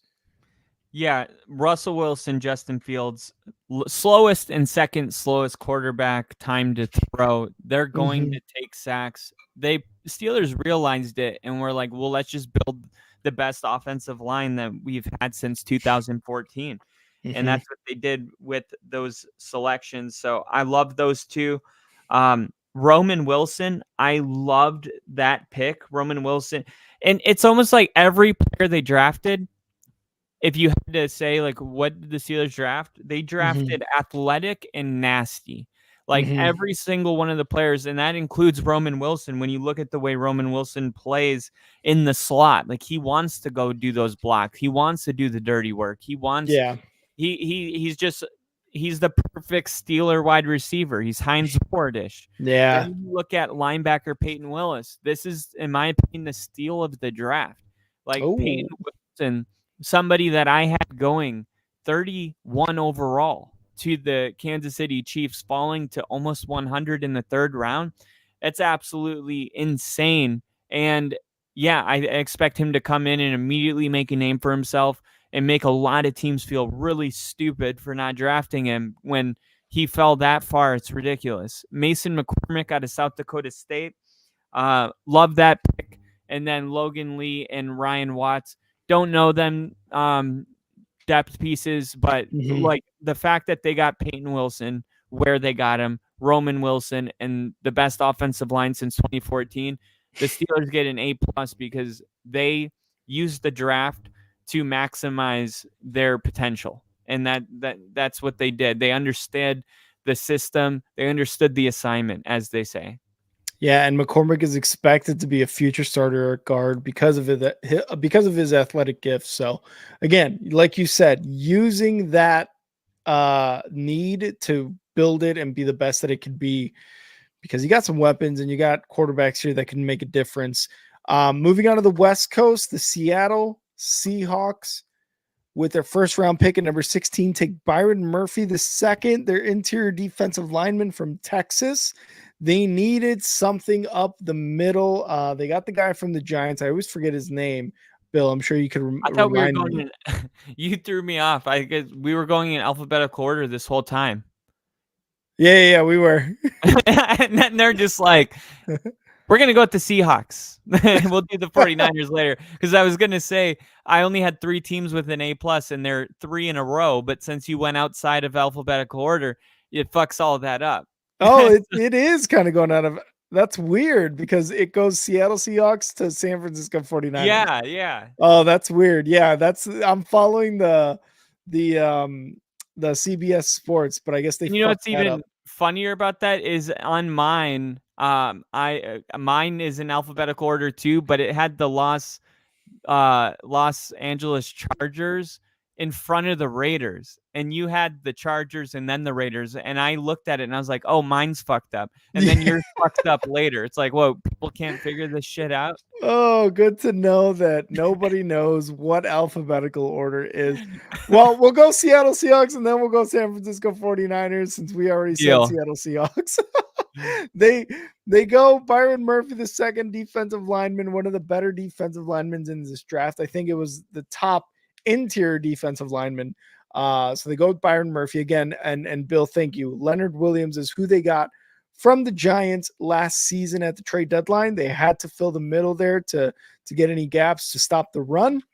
And they do it with Byron Murphy. They also get an offensive lineman, Christian Haynes, out of UConn, both high value picks. Christian Haynes in the 3rd round, but both grades coming out to an A and an A+, and as well as some other guys here. But Kyle, what did you think of the Seahawks draft class? I thought it was kind of boring. Like, yeah, like Byron Murphy is a solid pick. One of the best at his position. I just thought overall, like, if you take him away, nothing too exciting to report. Not like any of these players were like super high on, my positional list. So, I like Trice Knight. I'll say something nice. He wasn't on the PFF big board, but he ranked just inside the top 200 on the consensus board. He had 75 defensive stops and earned a 74+ PFF grade. So maybe finding a hidden gem there in the 4th round. But yeah, I'm sure these players will be just fine. It's just not exciting. Yeah, no, I agree. And I think sometimes these boring drafts turn out to be some of the best ones. Cause I remember the Seahawks when they picked up Russell Wilson, when they picked up God, who else was it? They picked up like some defensive guys in that Tyler same draft. I don't know Tyler if it was Lockett. no, it wasn't Tyler Lockett. It was on the defensive side. This was like Legion of Oh, Boom, Bobby Bobby was Wagner, and right after him. Yeah. yeah, and there's a couple other guys, and they gave him like an F, like nobody's gonna start, blah blah blah. And then So that was the true. Legion of Boom and Russell Wilson's Super Bowl season. And just So to be like perfectly honest, me and Rick are NFL people. So Mhm. like, we're limited to like Yeah. I spend like 2 months studying all these players, but there's no way to learn all of them. Exactly. So when the Seahawks have this kind of a draft, like it's not a knock on them. I'm just like, I don't want to have to make up an opinion. Byron Murphy, I know that. I don't know. Yeah. Maybe. Mhm. I don't know, maybe. With that being said, let's move on to the San Francisco 49ers because they made quite a splash there at Crushed pick 31 by picking Florida wide receiver Ricky Pearsall. Yes. And then they took in the second round Renardo Green, Kyle, cornerback out of Florida State. Ricky Pearsall, though, kind of a bit, I don't know, questionable, I would say. I feel like there was a couple other wide receivers that were there that may have a better, I don't know, that I think are better than Ricky Pearsall. But what did you think? I didn't think there was anything wrong with that pick. Most people had Ricky Pearsall like pretty high on the board. Like he was definitely above like Xavier Worthy and Keon Coleman. He was actually a top 10 receiver on PFF's page, and he's really good. So I mean, if the 49ers like him, he's probably going to come in and play a role, and especially with Debo and or Brandon Ayuk and that stuff going on, I think it's a really smart pickup. But going even more into their draft, they got some of my players, and you know how I always have a couple players that I love. They drafted all of them pretty much. Really? So one of the guys that I really loved was Malik Mustafa, and I drafted him in my mock drafts. And he was the first thing I loved about him was that he made Bruce Fieldman's freak list at number 59 because the 5'10", 205 junior is a 1,300-pound lifter. That includes his bench squat and power clean. He has a vertical jump of 36.5 inches, and he has gone 23 miles an hour in recorded on GPS in an actual game. This dude is a literal monster. Vertical is in the 98th percentile. Like, yeah, this guy's going to work. This guy's going to be really good. So you get him in the 4th round. Renardo Green is going to be a full-blown starter on the outside. So anytime you can get one of those, that's awesome. And then Isaac Uernardo, he is my Devon Achane of this year's class. He's my guy. I absolutely have been in love with this dude this whole time. His scouting report strengths, of course, 0 to 60 in insane just time. What was his 40? A 4.33? Yeah, insane, man. So this dude's super fast. I think that he's gonna be very similar to Devon Achane in what he's going to be asked to do, and I think he could end up even being a 3-down running back. He does kind of he has the build, the strong, dense build to be a 3-down running back. So I personally believe in this guy enough to think he's going to take over as a starting running back. So or not starting running back, but be able to get like in the snap count with Christian McCaffrey. He's not just going to be in an insurance policy or anything like that. He's an active weapon, and they're going to use him a lot because they don't want Christian McCaffrey to get hurt. So yeah, I think all in all, you go down this list, and this is my other A. This is my last A+. I thought the 49ers drafted just players that are going to be really good. I mean, you got 4 starters for the next 10 years, in my opinion, with the safety, the running back, the cornerback, and the receiver. So, yeah, I can't say enough about the 49ers and just the fact that they crushed this draft. And with the Pearsall pick, Bill and Crafty are both asking, is Ayuk as good as gone with that pick there? I wouldn't say that, but if I'm the Steelers, I'm picking up my phone and asking about Brandon Ayuk because they still need that one more receiver, in my opinion, right? Their team's almost fully complete. So Yeah. apparently they stopped listening to offers after the first round. So Wow. I like John Lynch, the same thing happened with Debo, but no, I don't think that they're connected. It's kind of like, if I buy house insurance, does that mean I think a tornado is going to come through? No. Yeah. But that's what it's there for. It's good to have. No, yeah, for sure. Because this has happened before. We've seen it. So we'll keep a steady eye on it. And I'm sure something will happen. Brock Purdy's going to need to get paid soon. It is inevitable. True. Like, if you don't do this, you're going to come into a situation where you can't afford to pay the wide receivers. They're going to walk and you have no plan. This has to be the approach here. Yeah, that's true. That's a good point. Moving on from the 49ers to the Tampa Bay Bucks. Their 26th overall pick, they go offensive line with Graham Barton.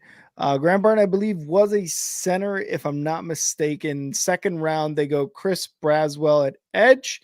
And in the third round, to round out my top 5 best value picks, they go with Tyke Smith at safety from Georgia. I am a person who loves safeties. I picked Jaden Hicks on my value picks as well. So I got Tyke Smith on here. This guy is over 200 pounds. Tyke Smith is over 200 pounds. Can play that bully ball with those tough wide receivers. He's a day one starter, and he always looks for the ball and always finds the ball for interception. So I think that's another value pick for me at number 3 at safety. But what about you, Kyle? Tampa Bay Bucks. Yeah, I thought the Bucks did good. I was wondering. I heard Rashee Rice in an interview, or not Rashee Rice, running back for Tampa. Oh, Rashee. I know who you're talking about. Yeah. Yeah. You drafted him, Rachaad White. He was saying like, "Oh, I need to average 5 yards carry." All the greats do. That's what I'm getting ready to do. Is very motivational, and I was wondering, is Tampa Bay going to address running back, or are they going to say no? Rashad Rice has got it. But they go after Bucky Irving. I loved that pick for them. Why not bring in some competition? Like, why should your job be secured? Go prove you can get 5 yards of carry with this guy breathing, behind your back. This dude's got playmaking ability, elite speed for his position. I think he's going to come in and get some playing time and compete for that starting job. And it's just great when you can have a positional group competing. Jalen McMillan. Loved that pick. Chris Braswell out of Alabama, one of the high value picks, I would say, for them, able to get him. Graham Barton was the top tackle. So I go down and I'm like, man, you love safeties. I like Tyke Smith too.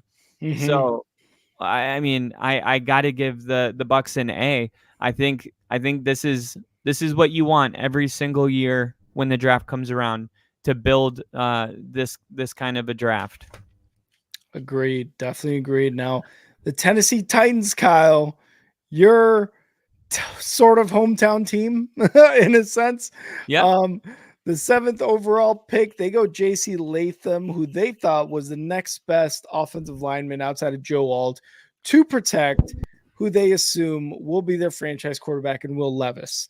Then they go to T'Vondre Sweat, defensive tackle, in their second round pick at 38. But J.C. Latham to protect Will Levis. I love that pick. You saw Will Levis just get absolutely battered towards the end of the season last year. Yeah. So they needed a very high graded tackle there to protect them. Yeah, a few teams had a more glaring need at offensive line than Tennessee. Like, it was very clear. And Joe Alt was off the board. They got the next best one. You can't go wrong with that. I love the pick of Sweat, T'Vondre Sweat. He's really big. He slid down the board because of his DWI, but he's definitely someone that's going to plug that hole. Oh, oh my God. Anyway, he's somebody that's big enough to fill the whole thing. You know what I mean? God. Oh God. What you know, the DWI stuff, the fact that he slid, they were there to capitalize on it. So I thought that was a really solid pickup for the Titans. Just his size and strength, is absolutely incredible. So Oh, it um, is. he's gonna be absorbing a lot of double teams because of how big he is. So Oh, oh. Love it.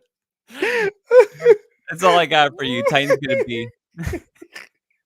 Moving on to the final team.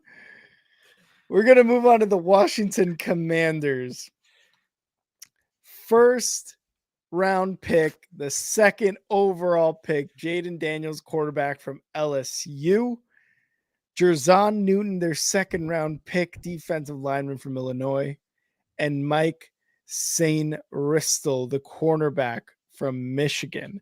Those three picks alone, man, they're good. Jaden Daniels, obviously the top, one of the top quarterbacks here, right? Caleb Williams, Jaden Daniels, Caleb Williams, Drake May, whatever the order was, Jaden Daniels was going to be one of these top picks.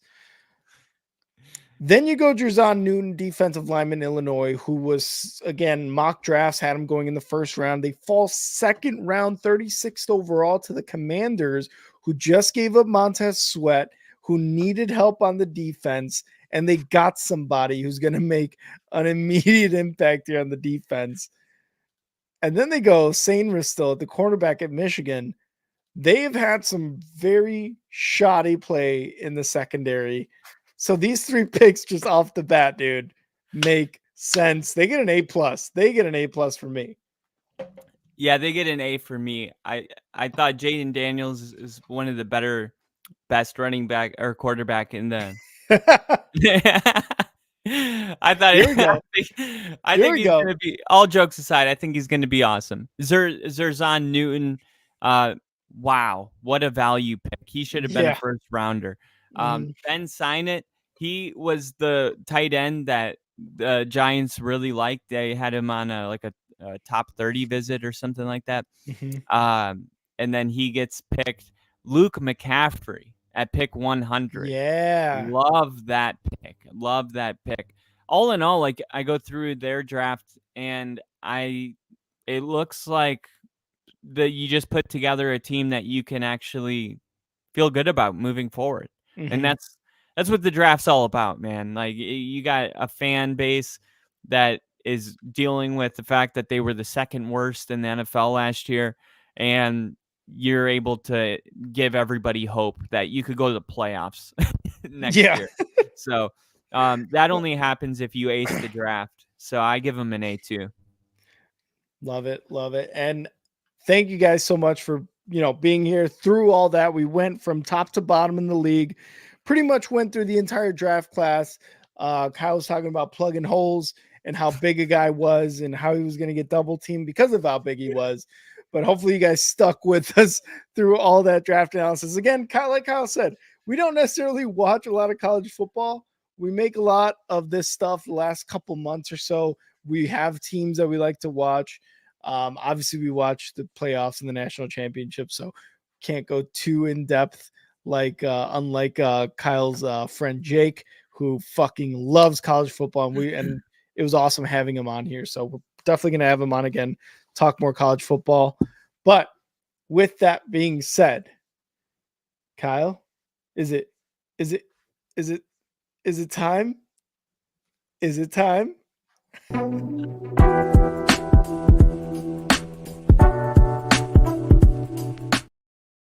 Pleasure. Sounds. I'm not the Browns. Oh.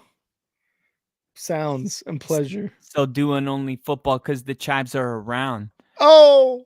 All right. So for my Chives, I got the biggest day 3 steals of the entire draft. I'm going to fly through it. Number 1, Ja'Tavion Sanders. Panthers continue to surround Bryce Young with talent. Versatile. explosive weapon out of Texas, day 3. Sanders, sure-handed option who can make plays down the field. He had a 91.3 receiving grade. You got him on day 3. Unbelievable. Troy Franklin to the Broncos. Don't need to say it. Overall receiving grade, 87.3. Overall separation percentage, 82.5. The guy's fast. The guy's great. He's going to play right away. I mean, when you get guys this impactful day 3, it's really that the great teams are the ones that get this right. You can get day 1 and day 2 right. I mean, but can you get these ones right? TJ Tampa to the Baltimore Ravens. His PFF Big Board ranked him at 51. He ended up being drafted at 130. Like I said, his slide finally stopped at 130. Bill. Given the Ravens, thank you, Bill. And then the other cornerback that they got was Nate Wiggins. So I thought the Ravens being able to get TJ Tampa and Nate Wiggins is, I mean, watch out. The Ravens are going to be a pain in the ass. Jaden Hicks from the Kansas City Chiefs. He was hit on the PFF Big Board. He was at 54. He ended up going 133. I was talking about this pick a lot when we were on the Chiefs. Cedric Van Pran to the Buffalo Bills. Another steal. He was the center for Georgia full-time for the last couple of years when they won championships. He's got the experience. He's going to push for the starting gig at center, and you got him on day 3. Jeremiah Trotter to the Philadelphia Eagles. And the last but not least, Brendan Rice being drafted to the Los Angeles Chargers. No reason why he fell that far, but Rice has a clear opportunity to contribute as a rotational player immediately. And he was one of Caleb Williams' favorite targets last year. He got 16 touchdowns over the past 2 seasons. One of the highest passer ratings when targeted of all college receivers. I mean, if you can figure out why he fell this far, let me know, because I have no idea, but the Chargers capitalized. So Chargers, Eagles, Bills, Chiefs, Ravens, Broncos, Panthers. You guys should feel pretty good about those day 3 picks. Hell yeah. And everyone should feel good about their draft class because the season hasn't started yet and football hasn't started yet. So we need something to believe in and we need something to be excited about. So no matter what your team did, feel hopeful, feel excited for the season. It's going to be another exciting one coming soon. And just waiting for the draft. I'm sure you felt this, Kyle, like waiting for the draft felt like for fucking ever. So it was awesome to kind of do day 1 with you here on the live stream and everyone who joined us. That was so much fun and very exciting. But with that being said, thank you guys to everyone who tuned in, just like Bill said here with his comment. And he's saying here for Crafty, Crafty Ginger, Casey, Nick, and the whole crew, we appreciate it, Bill. Thank you guys so much for joining us. You're the best, Bill. We love you. And make sure to go follow us on X. You can follow me at And Now Rick. Kyle, where can they follow you on X? You can follow me at NFL with Kyle. That's it. And then you can follow the Only Football Podcast on X at Only Football Pod. Make sure to subscribe. Make sure to like the video. Oh, is that what it is? Only Football Pod? No KR? No, not anymore. Remember, we switched them all. That's why I can't tag us in anything. I was like, man, I just gave up on it. I was like, dude, I remember I texted you that one day. I was like, bro, I don't see us. So Only Football Pod? Yep, on X. Kyle didn't get the company-wide memo. Oh my God, I found us. Hell yeah. I love it. The absolute excitement on Kyle's face when he just found it. I loved it. But make sure to like the live stream, please, before you leave. Subscribe, tell your friends about us, tell your family, tell your estranged uncle, tell your cousin that's not really your cousin, but you go to family outings and they introduce you as cousins and you're just like, what's up, cousin? So go tell everybody about the Only Football Podcast because the NFL is king and it's going to be awesome. Kyle, you got anything before we get out of here? No, but I am going to be doing that undrafted free agent thing on Kyle Kitzman. So you guys can check that out. If you want to get deeper into the wilderness with me, I will take you on a journey. So deep in that wilderness. So deep in that wilderness. We're going to find other players that are going to be able to plug up those holes. And again, like Bill said, thank you guys so much for tuning in. Kyle, always a good time, brother. Always a good time. See